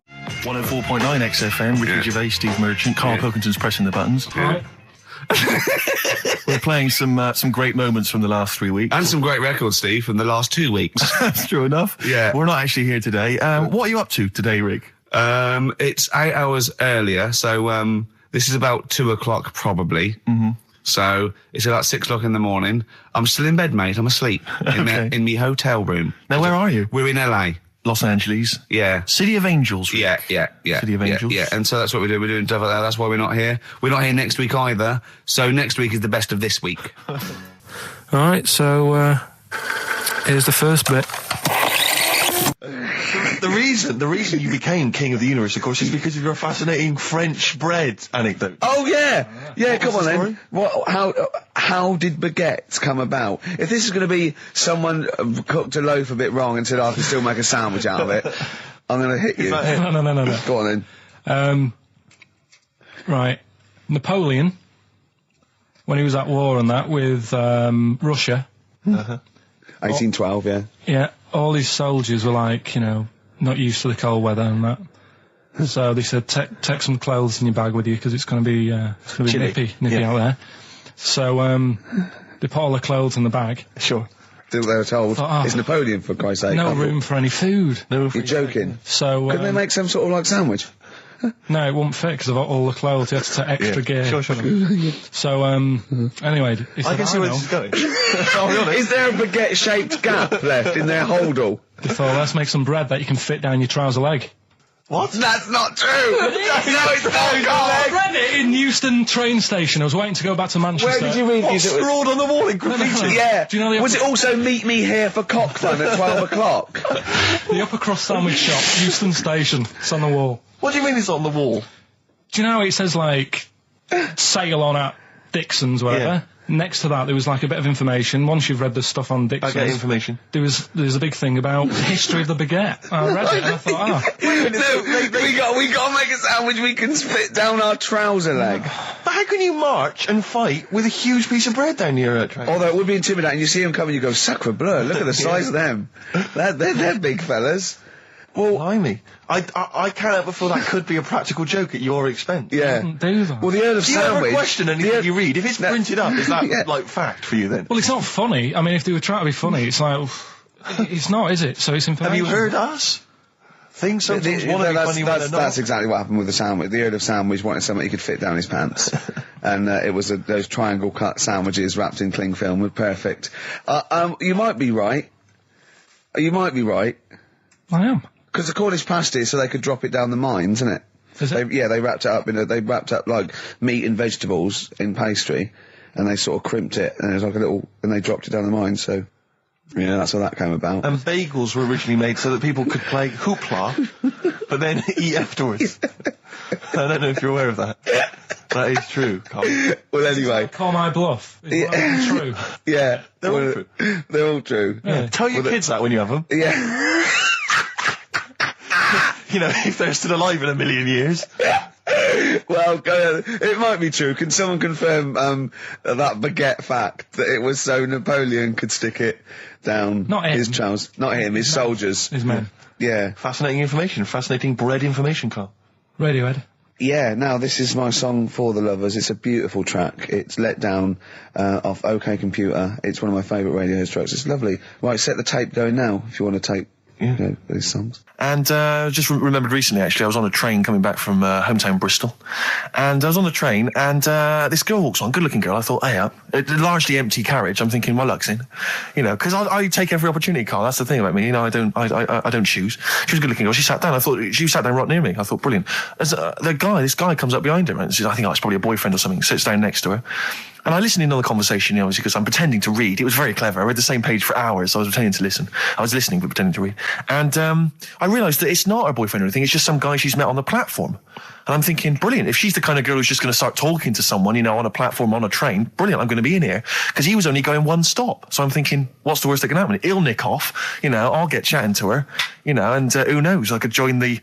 is there a train equivalent? Foot High Club. The Foot High Club, brilliant. And so I'm excited, you know, I'm listening in. And it turns out that they're both kind of graduates who've just finished university, or they're coming to their finals or something.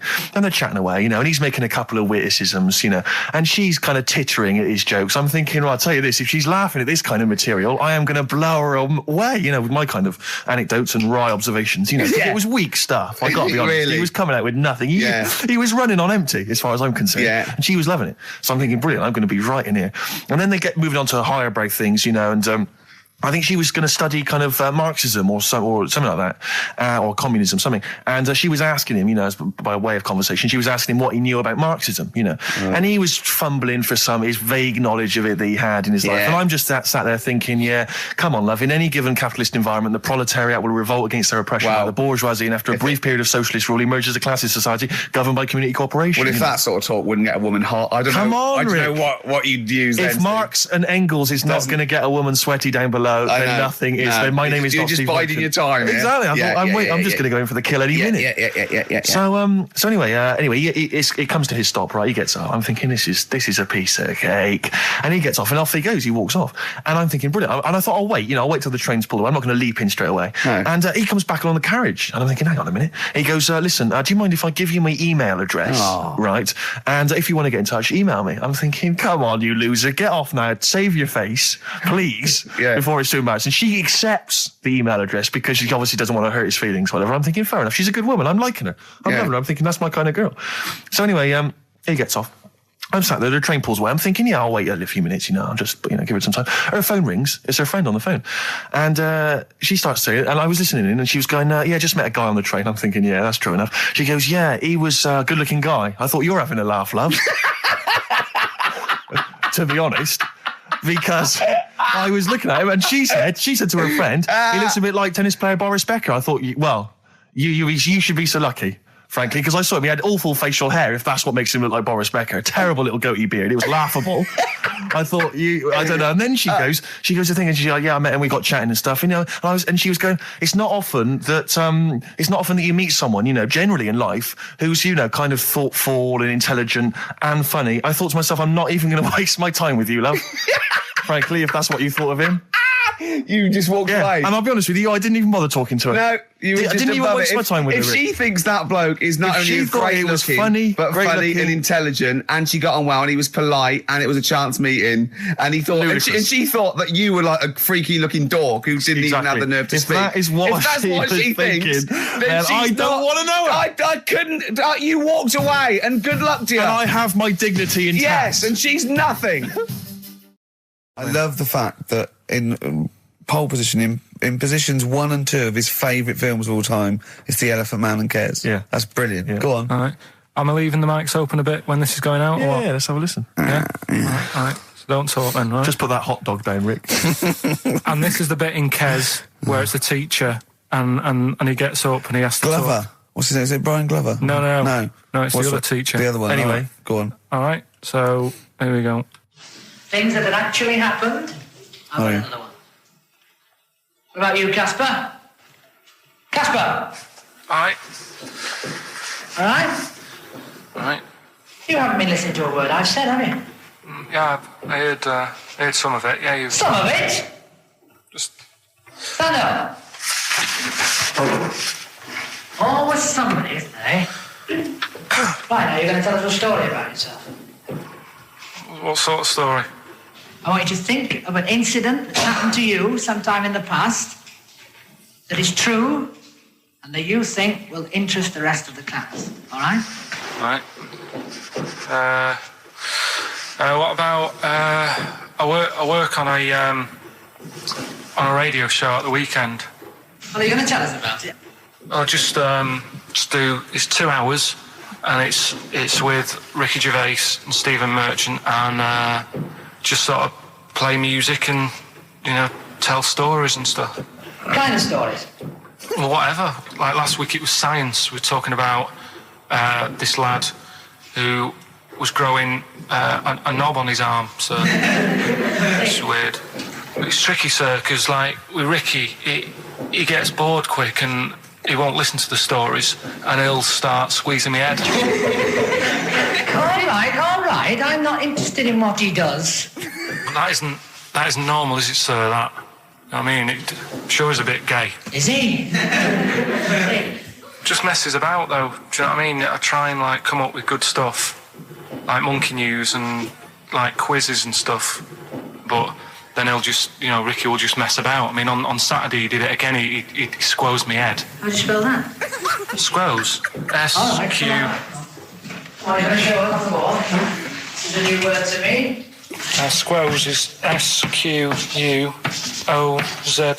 Now tell us what it is. It's when he gets me head and he puts one hand on the back of it, right? And he puts the other hand on the front of it and he just sort of swivels it. Swivel, right down the back. Oh, swivel's not it's spelled S-W-I-D-R. How many times a day? How many times a day does he swells it? It depends what time he gets in. If he gets in about 12:30, he could get a good 3 in. But I think, I don't really want to talk about. You've done enough, don't you? Well done, Billy. Big hand of applause. That is the effort. Yeah. Wow. That's the best thing you've ever done, Carl. This is the Best Of Show on XFM 104.9. I'm Ricky Gervais, with me Stephen Merchant. Yes. I hope you're enjoying the Best Of. I've never been a religious type. If people want to do it, I let them do it and what have you. Good of you. But out of all of them, I want one that's not going to take over your life. I don't want one where you've got to get up 3 times a day and you've got to go and pray and that you've got to get up early. Forget that. It's getting in the way. But if it's something like... I was walking to work the other day, right, across Oxford Street. There's a little Hare Krishna fella there. And he sort of had he had a leaflet and stuff. And he said, are you interested? And I said, what do you do? And he said, well, we're against getting stressed out and what have you. And he gave me a plum. They hand out food for some reason. But I sort of asked a few questions. Just the imagery. These two bold people, one of which is wearing an orange smock, holding a plum in the middle. He hands the other one a plum. It's almost like you can imagine some kind of religious painting. Exactly. Yeah. But you know, what is their sort of main thing? Because he didn't really tell me that much. He was a Japanese bloke, so I didn't know what he was saying that much. Why? He wasn't speaking English? Not very well. He wasn't the best sales bloke to send out for them, is what I'm saying. Yeah. But what's that? Are they? You're saying they're nothing like? Well, I believe Hare Krishna is a kind of as an offshoot of a sort of Buddhist faith. It is. I think they are Buddhist, aren't they? Yeah, and obviously their kind of trademark, as it were, is that they have to say. I believe they have to say Hare Krishna, Hare Krishna in a certain rhythm, in a certain order, a certain amount of times per day. That's why you see them all down the street saying Hare Krishna, Hare Krishna, because it's actually a sort of religious chant which they're obliged to do. So you see, even if you go into the Hare Krishna faith, you may find yourself, in Tesco or whatever, forced to say Hare Krishna, Hare Krishna. Out loud, not just thinking it. Yeah, no, out loud. You can put it on an iPod and you can put that on an iPod. No, it doesn't count. No, I think you have to actually say it. So I guess that kind of eats into your social life a little bit. And there's the wearing orange as well. Particularly frustrating, I imagine, if you're in a cinema or a library. A little bit awkward there, midway through. Or Star you Wars, live next door to a bloke called Hare Krishna, who constantly thinks you're calling him. Yeah, that probably. Yeah, so that's in this. I mean, I don't think we've quite done the Hare Krishna faith. It's full service there, but so interesting to you. I mean, you got handed a plum. You've been treated well by them. Yeah, well, but he couldn't tell. I just wanted to know how much time it would take up. What are the benefits? What can you do? What can I think the benefits are they probably don't get stressed out. They've probably got that sort of that zen, that chi-ness about them where they try and interact and quite meditative. Yeah. They wear some nice trainers as well, don't they, with their orange. What are you looking for then in a faith, Karl? You say what are the benefits? I mean, obviously Catholicism, you get the communion wine and bread, so... Yeah, but I can afford that. Right. Probably, just I like the Crusaders. I was forced into joining that as a kid, because a mate sort of joined it, and he sort of said he'd join, and I sort of swore at him. I said, I'm not doing that, right? Yeah. He said, right, if you don't come with me, I'll tell your mum that you just swore. So I was like, oh. So I went. So I went along, and they used to just go on the Friday when they played, Sabutio and stuff. And then I went on one Sunday, and it was totally different. There was no Sabutio. There was no sort of table tennis. The thing where you hold a thing and knock things over. Skittles. There was all that on a Friday. Went on the Sunday, it was rubbish. He said, right, sit down in this room. They gave me a Bible. Thought, this looks too heavy, this is too big. I'm not interested in this book. And I never went again. I used to hide on a Sunday when they came round. And that's been the only sort of... I suddenly, why did it suddenly turn out to have to hide on a Sunday when they're coming round? Because they wouldn't leave. They wouldn't leave. Who was it? Were they adults? It was well, he seemed like an adult to me at the time, but he was probably about 27. Well, that is an adult. Yeah, but do you know what I mean? He seemed a lot older when I was a kid. Yeah. And he came knocking and that, and he used to say to me, Mum, I'll just tell him I'm ill or something. And he used to hang around to see if I'd eventually come out to play and that. And if I did, I think they would have grabbed me and took me there. I love the idea that for you, religion has to bring with it some kind of gift. It's like, join our faith and you get an alarm clock radio. It's like something like I think religion does bring a gift. Usually, it's the gift of the Lord. Well, the gift of everlasting life, isn't it? And that's the problem with it, A lot of people believe in it because they think... But for Karl, right. his feeling is like, that should be a given. That's safe. I'm definitely going home with eternal life. But what else can I have? Is there an iPod? You have to have a religion? Because obviously I don't have a religion. I don't miss it, and I wouldn't want one. I'm an atheist, and that's out of belief. That's out of logic.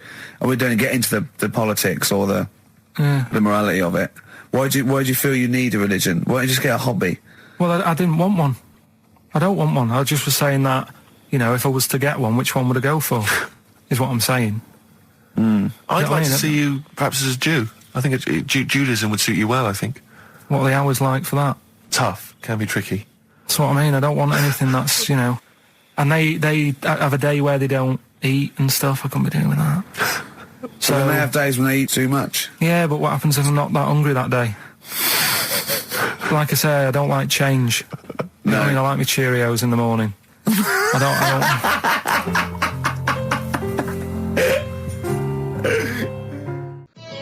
Avalanches, Frontier Psychiatrists. Absolutely. Well, we've had lots of emails. People, obviously, we inflamed and provoked Well, about actually, I have to the say, Cornish pasty. I've got a couple of amendments to that. The crusty bit, you know, is actually as a handle, because obviously the miners had dirty hands, and they'd eat all the stuff in the pasty, and they'd be left with this sort of crust, and they could throw that away. Also, someone told us that at one end was a apple, so you have a little sweet as well. Little dessert. So there you go. You noticed how, like, over the years we've been doing this, you know, way back when we started XFM, no one ever contributes when we ask about the music, when we ask about hip-hop, or their, you know, opinions on that, anything important. But start talking about pasties. Yeah. We've had about 5 phone calls. Yeah. And someone phoned up to confirm. They used to work for Upper Crust, and basically Carl got all excited. So it is true. Well, I don't know if it's true. I've read the same sign you did, Carl. Interestingly, there's an email here that says, which basically offers a history of the baguette, and talks about after the revolution, the government decreed that all of France must eat the same bread. And it was up to the bakers to bake this bread of equality. And then Napoleon kind of made sure there was a particular, he kind of set in. Obviously on the bread you can eat anything you find in the garden. Frogs, snails, bits of horse, But squid. the interesting thing is, Rick, that there's no mention of sticking it down your trousers whilst going to war. The French have tried to keep that secret for over 100 years, It was only Steve. the upper crust people. Nearly 200 years, that is a top secret. Somehow Euston Station Upper Crust got hold of a document, left behind in an old sea chest, possibly Napoleon's, could have been Josephine's. Unfortunately, jotted it down. He's kicking himself now. Oh, Secretary, I cannot believe I left a note. If he talked like that. He did. He did that, yeah, he talked English, but in a very funny French accent. Do you remember, there was one thing that, talking about funny French accents, you remember Allo Allo? Yeah. Remember, it was on about 5 o'clock in the afternoon, but they still made, because it was a funny Frenchman, it was that English guy who was posing as a French police officer. It's very complicated He plot. would often walk by, and I remember there was one where he said, I was pissing by the door when I heard a shit.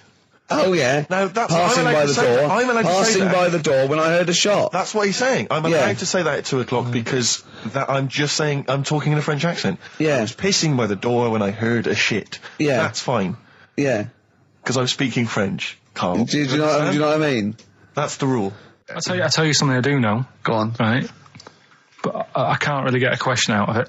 Go on, just tell us. There's a shadow somewhere. It's already good, isn't it? I'm loving it already. No, right, there's a shadow, I think it was in America, Yeah. and it's on a quiet road. I'm guessing somewhere like Boston, that's what I imagine. Okay. Right. No. Somewhere like Boston, and people at night used to see this shadow moving about, and they'd go, what's that? Right? And it got known, the town, the little local town got known for this shadow, but it didn't cause any problems. People What are you talking about? It was like, You lost me. What are you talking no, about? do you know, like some places get famous, like Scotland's got the Loch Ness Monster and that, but it doesn't go cause on, any. yeah. But it doesn't cause any problems. It doesn't exist, go on. Right, so there's this shadow walking about on the road. What do you mean? No, what's he again? Rubbish. Right, so he's walking Nonsense. about. Where did you read this? Where did you He's see walking this? about. This was on the internet, and I'm Oh, sure. sorry. Sorry. Right. I thought it was shite. I didn't know it was on the internet. Right, so this shadow is moving about, and Independently of an object. yeah, and the local mayor and that is like, yeah, it's a bit weird, but it's not harming anyone. The mayor involved. Was he elected to that post? Hey, Mayor, we got a problem down here. Seems like a shadow. Well, it's not causing any. No, it's just causing any problems. Yeah, go on. But that's the thing. It was left for years, and then it did start causing problems. I see, that's it. If you leave these shadows to go unchecked, Rick, they go crazy. Yeah. You let them run amok in the city. Yeah. You've got to stamp What down did it do? on What did it Roman do? shadows. What did the shadow do? It was pushing people off the bikes. It was what? It was pushing people off the bikes. Oh, I'll find out more for that next week. Right, that'll tease them. you're a maniac. We'll do more on that. We haven't had time for educating. Please never have children. Right, listen. You are Just promise me now you'll never have kids. Like I said to you, though, the reason I did this was to get that kitchen. Right? Now, Brilliant. as we speak now, right, Builder's in the flat. He's been annoying me. Of course he has. Of course he has. What's he been doing? Well, when he turned up on Monday, right? Yeah. Wanders in, and the first thing he says to me is, he said, "The pub across the road, is it any good?" I said, "Well, it doesn't matter, does it? You're working on the kitchen." Think of saying that to a builder. Probably making conversation. Probably meant, do they do a toasted sandwich? Because I've got a half-hour lunch break, not an hour, like Karl Pilkington. So I'll pop over there and get a nice, cheese and tomato sandwich. Is that genuinely what you said to him? Yeah. The first thing you Yeah, said so to him? Suzanne had a go at me saying, "Why have you said that? He hasn't even started on it yet." I cannot believe that. You're unbelievable, Karl. And you say it's us that are rude, crass, I wasn't being thoughtless. rude. I just was letting him know. Do you know what I mean? I know what He they're up knows to. what he was there for. He had it down on his little docket. Do the kitchen this week. Yeah, he didn't come there and go, what did I come out for? Was it to go to the pub for a week? Why am I wearing these overalls? Yeah. Who's the little bald mank twat insulting me? Let me just check. Let me call the head office. I wasn't having a go, though. I mean, they should have finished it yesterday, and they're Yeah. there now, right, Yeah. on their own. And what annoyed me is they turned up late today. Hold on, Karl, I've just realised something. They're probably listening to the radio. This, I assume, tuned to XFM, isn't it, in your kitchen? Yeah, but they don't know it's me, do they? Do you know what I mean? No. They'd go, he's got a whiny mank voice as well. So's the bloke who owns this place. And the bloke who owns this place, when I said, what's that pub like across the road, said, well, you won't be bothering that. He's working on this. No, he won't be able to put two and two together, will he? You've suddenly, the penny's dropped, doesn't it? You've suddenly realised. Look at his face! Yeah. He's suddenly realised they might know it's him. And they could be listening, and they're going to clean you out, mate. Oh, if you are the builder working in, where is it? I won't say the address, but it's, Central London, isn't yeah. it? Go Yeah. mental. Have whatever you want. Opposite Seriously. that pub that you Yeah. like, that you're... That He'll you're probably be in there now, so he won't be listening. or insulting, You know what I mean? insulting a That's a further British insult. workman. He should So have been in just go today. mental. He should have been in at 8 this morning, Just which annoyed go me anyway. mental. Why? I really don't understand why they've got to start so early, right? Yeah. But he said he'll be there for 8, turned up at 9:30, right? Wanders in, and what annoys me is he could have left all this downstairs. He had a paper under his arm, Yeah. one of those crossword books, and a pot noodle. Now, I'm not being funny, but most of them take quite a bit of time. A crossword book, he's not happy with just the one that's in the paper. If you're listening, if you are the builder that's listening now, doing Karl's flat, what about pissing in the laundry basket? Okay, 104.9, Ricky Gervais, Steve Merchant. We're not actually here. It's the best of. Look at his told you face. it was really light, right? We've had the parrot, right? These are things that I found. Found the parrot, right? I've told you about the dog in the car wash. Right, you didn't tell me about that. You said there's a car wash for a dog. That's all you told me. Yeah, the but parrot, you said there's a parrot. What? It's a problem at funerals. Yeah. That's nothing. That's nothing. That's nothing. Do you understand? And They used to eat cats. what else have we got? There's an elephant in India with sore feet. Why? There's an elephant in India with sore feet. Now I'm interested. Why? Tap dancing. Why? I didn't write that He's much down trying to about it. break Roy Castle's record. He's still going. Go on. What is it? What is it? Think. It's an elephant, and it was really old. It was about 76. Right. And it had sore feet because it's old, and They don't make stair and lifts the that roads big, do they? roads are bad and that. Yeah, go so they said, "What are we going to do?" And the town was like, "Oh, we're used to seeing it around. It's part of the thing. We don't want it to have sore feet." Yeah. So they got some slippers made for it, and it had like a picture of the elephant looking happy wearing some slippers. I love him. I love Karl. His world. Think. Where did you see this picture? That was on the internet. Right. That's a lesson, though, for any elephants listening. Don't wear stilettos to work every day No. because it can do your feet in. So that But it's don't elephants have really bad memories? no, they're great really good memories. memories. Oh, do they? Yeah. Oh, well, that's good then. No, I just thought they'd forget where they put them. I thought there was something about elephants having bad memories and that. It goes on. Where's my slippers? Yeah. I'm sure I left them by the test. So Sorry, there's an elephant walking around wearing slippers. yeah, that's in What kind India. of slippers? Those sort of old man ones with the sort of checkered round design. ones, I imagine. Yeah. Big round ones. There was that going on. And is it happening? Is it happier? I mean, does it feel No, more it looked satisfying? it. Looked it. Did it look? How can you tell? How can you tell the elephants, please? What else is there? There was a woman who's had a breast insured for 150 grand. Right. Okay. Okay, Any so more what? information there? What? Third party fire and theft? Don't know. It had a picture of her with them out.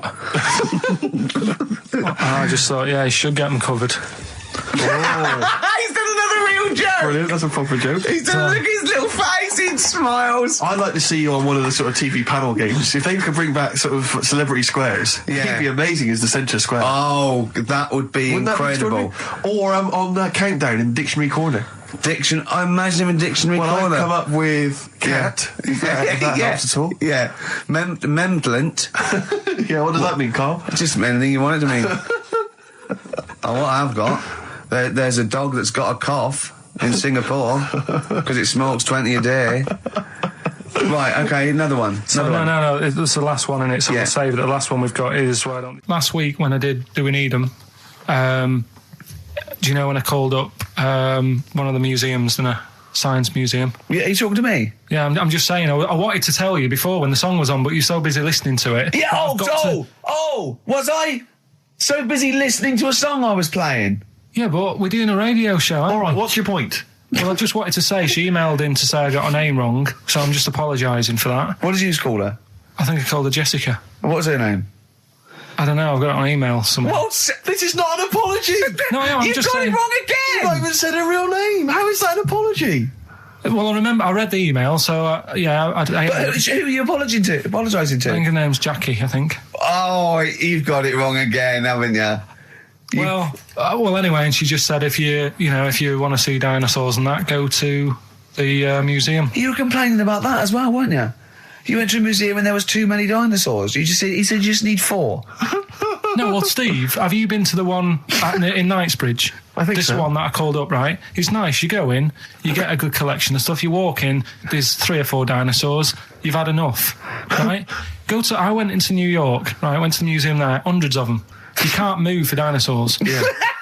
It's almost like they're responsible for them being extinct. There's loads of them. So all I'm saying is, if you want to see a dinosaur, go to the one near Knightsbridge. They've got a nice selection, some old vases and stuff. It's worth going. So, Carl, you're a second-time buyer, aren't you? But yeah. Bought one in Manchester. Lost $7,000 on that one. well, don't buy in Manchester. No, it's a good flat. It's just it wasn't. I didn't buy it to sort of make money. I thought I was going to be living there like all my life, and then a job came up here, and it was like, oh. You bought your first flat in Manchester. You assumed you would be living there for the rest of your life. Well, I wasn't in a rush. Play Anyway. record. You're an idiot. Hang on a minute. So have you got a property portfolio? Have you got the 2 houses now? No, I've got rid of that one. Oh, you sold that one? Got this At flat. £7,000 Got loss. this flat. I'll tell you something that is interesting. Hold on, though. What? £7,000 lost. And it's a flat in Manchester, but it could only cost about £8,000 anyway. Right, Steve, something they do now, right, they've got to do by law when you're buying, right? I was looking at one in London, right? It's haunted. They've got to tell you now. Right, don't talk shit. I'm telling you Play now. a record. I'm telling you now. Yeah. There's no such thing as ghosts. That is ridiculous if that appears on a legal document. Right, if there's anyone who sells flats and that, does that for a living, Yeah. right, email in, Yeah. because I'm telling you now, that is a fact. She sort of dropped it in. I said, oh, nice feel here. And she said, yeah, well, that'll be the ghost. Just dropped it in, that's all they've got to do. And then I was like, what? And they went, oh, yeah. That's all I've got to do, is it? So that's the legal thing. Did you drop it in? So in court you go, did you drop it in? Yeah, I dropped it in. Play a record, you're an idiot. Did you have to have that thing done where they say, what side do you wear your member? What side you dress? They don't say what side you wear your member. That would hardly be a euphemism, would it? So they say what side you dress, sir. It means what side your little John Thomas leans, doesn't it, on rest, usually to the left, isn't it? Your little But do left you know, testicles. if I said to you now, what side do you wear? Hang on. Do you know? It would be left. It would be the left. That's what I mean. If standing there, right, with nothing restricting it or holding it in or holding it up, right, it sort of leans. Your one ball is sort of like slightly back and lower, isn't it? And your little John Thomas rests there, so it's left. And the reason they ask it is so they don't put the tape measure up on the left and squash your willy or touch your willy. So it's nothing to do with like, well, you'll need a bit more room of sort of more material on that side, or... Well, no, I don't think they compensate. It's just when they when they stick that up into your groin, they don't want to come in contact with your little... The thing is, I Mercy. don't know what side I wear stuff on. I just sort of pull my pants up and wherever it wants to go that day. But maybe it's not big enough to sort of make any, real decision. But, like now, I'm sat here, right, with my jeans on. I don't know where I am. Well, that's clear from hearing you talk. No, but what I mean is, if a fella said to me, "What side are you? What side do you member on?" I'd go, Member. What is this the use of the word member suddenly? I'd go. Well, it's usually not appropriate. And also, I imagine in the old days, they had big baggy pants that used to sort of like hang down. And now, like with those stretchy boxers and briefs, it's sort of held up in a nice neat little parcel, isn't it? So it's probably not appropriate. It doesn't come in contact with your little snake. So, did you ever, have you ever heard that? Are you telling me a tailor has asked you that and you went, what do you mean, mate? No, I've never, I've not really had one made to measure. I had one made when I was a kid, but since then I've sort of bought a suit off the hook. But when you were saying about buying a suit, I know that question sort of crops up and I don't know what the answer is. It just annoys me the way I don't know, there's no surprises anymore. Do you know what I mean? People know. What do you mean? He's going to go, right, I'm going to measure you now. Which side shall I measure? Go, well, pot luck, go on, have a look. Right, there you go. Oh, you got it. You check me out. What do you mean there's no surprises anymore? What are you talking about?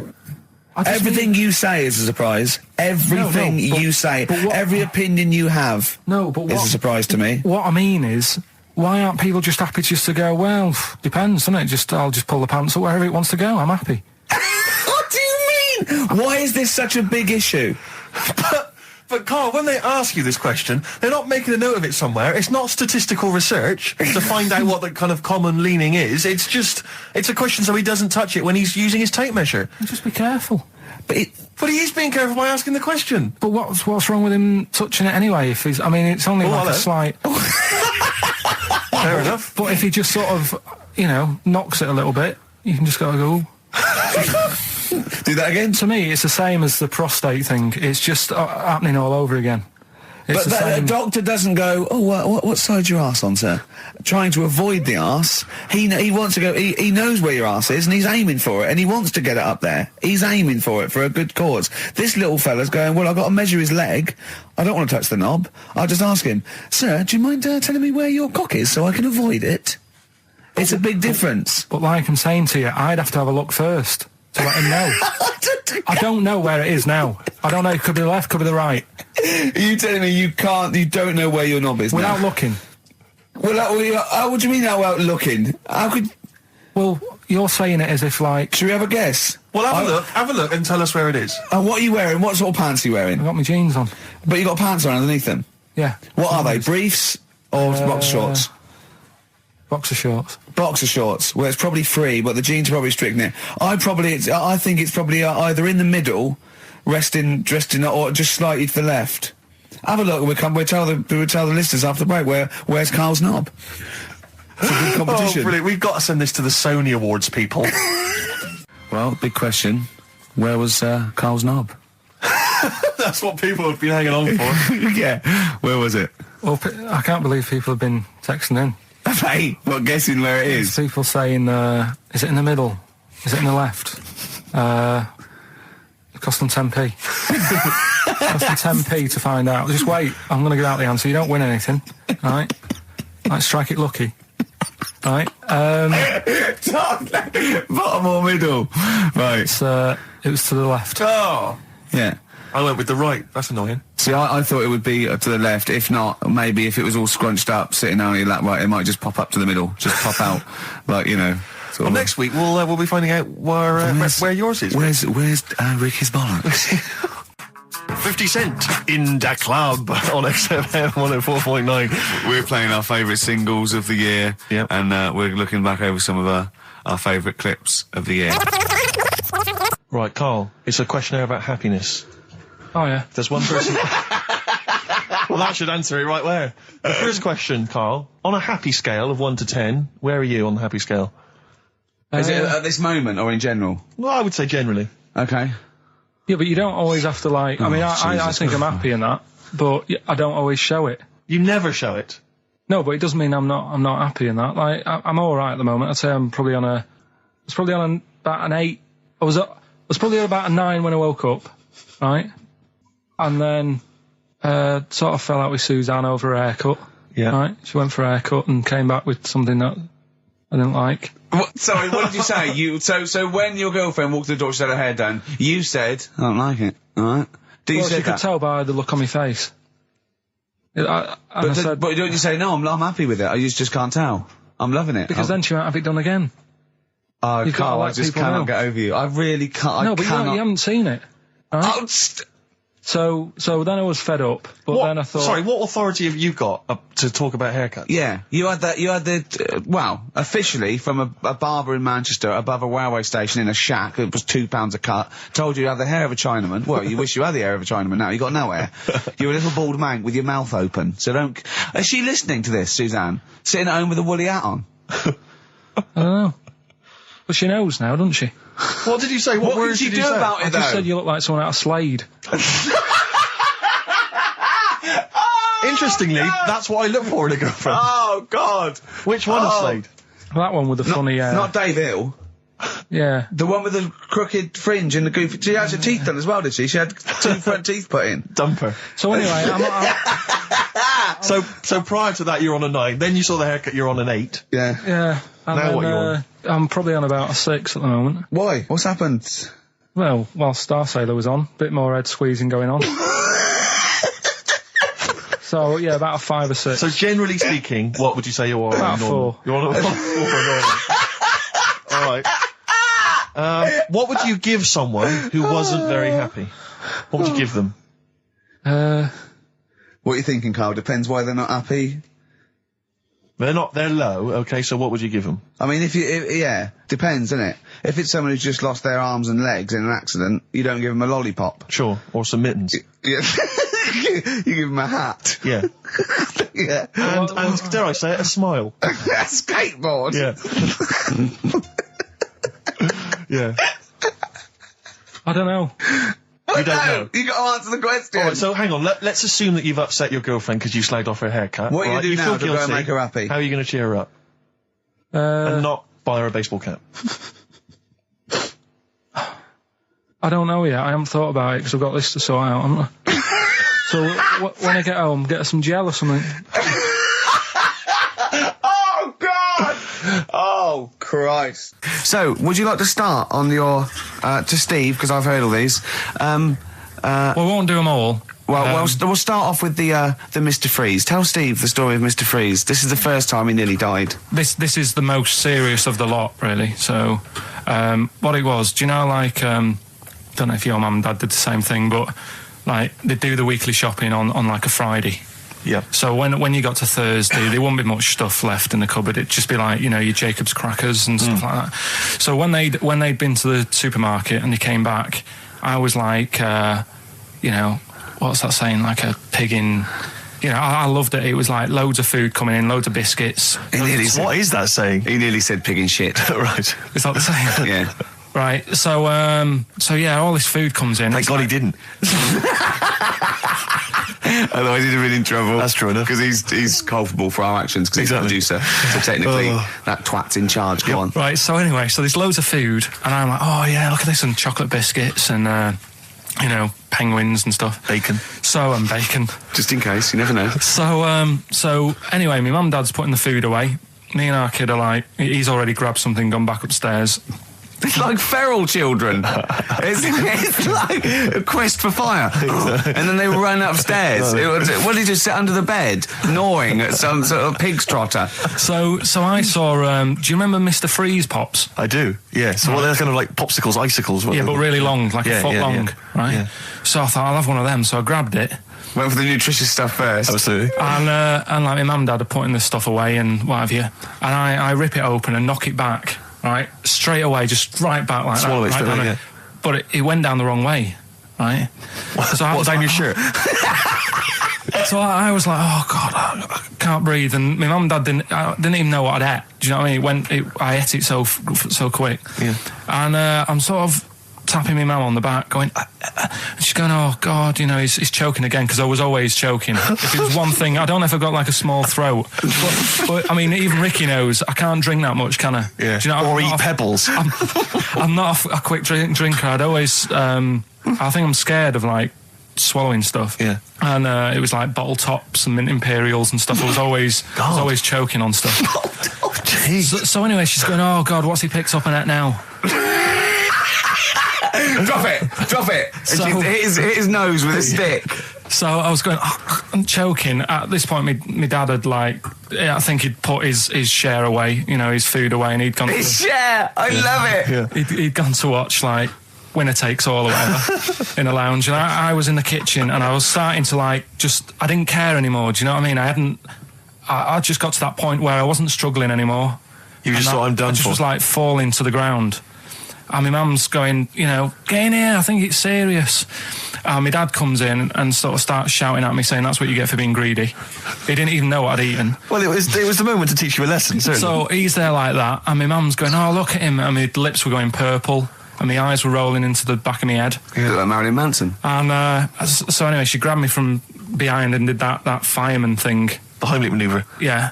And, winded me. And it came up, and I was all right. What, the whole popsicle came flying back out? You see, that's what I don't understand, because there was nothing there. No, just a little bit. No, it swells up, doesn't it? Because it irritated it, so it went down your epiglottis. It went down the wrong way, it went into your air canal instead of your throat, and it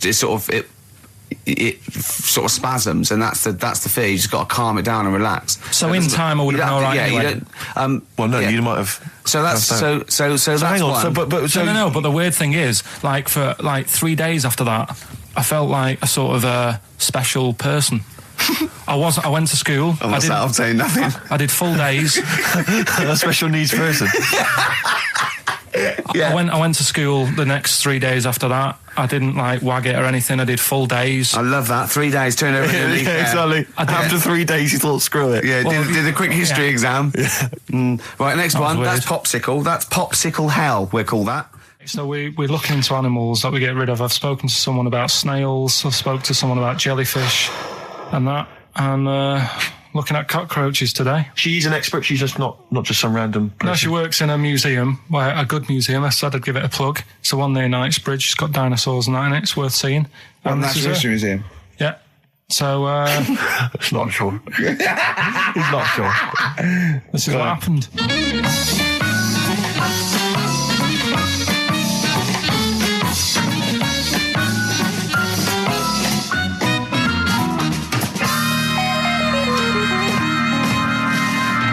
Now, what I'll do, I'll tell you as much as I know, and then you can fill me in if I'm right or wrong.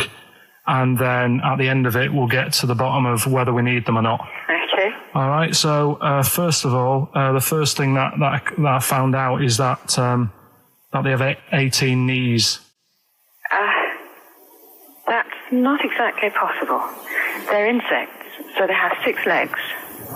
Yeah. And a knee is usually the junction between femur and tibia. That's sort of classic human knee and every other animal knee. So with 6 legs, you can only have 6 knees. Could somebody sort of got mistaken for seeing one that was a bit double jointed?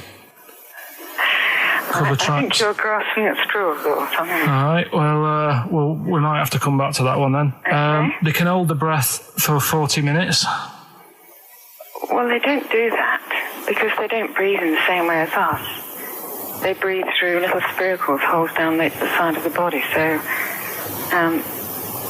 no, they're not a very apt simile because the method of breathing is so different. What do you mean?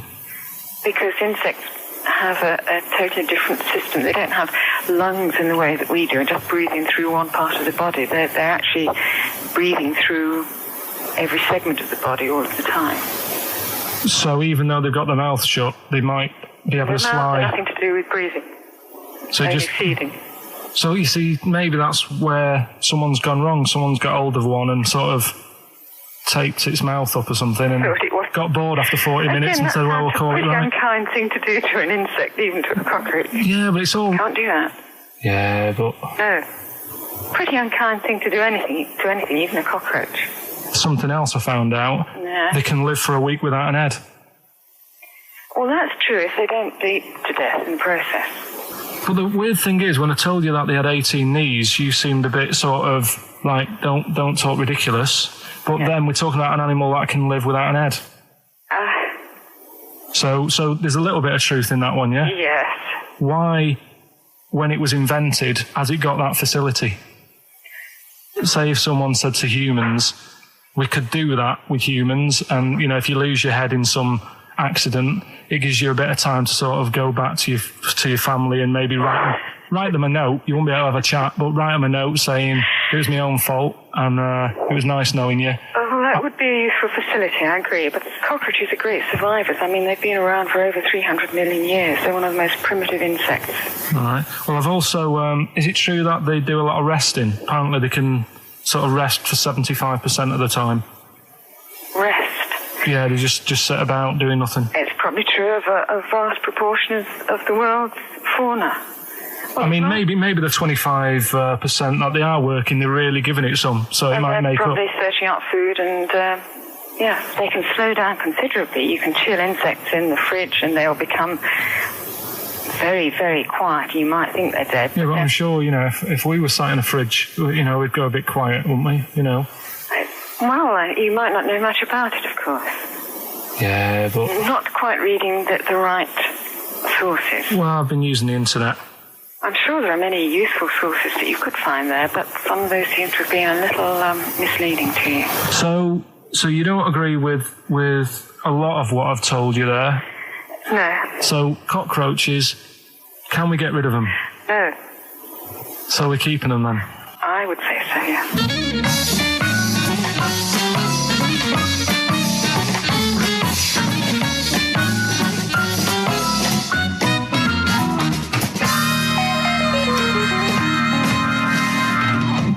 I think we should get her on more often because she sounds like she'd be a bit of an ally, really. Because she knew immediately that you were talking nonsense. She even said, I think you should be more concerned about your sources, which I've been trying to tell you for a year, right? The fact, I mean 18 knees, where did you get that from? It was on the internet. They can hold their breath for 40 minutes. I mean, I don't know what you read and take on. Mad world, don't it?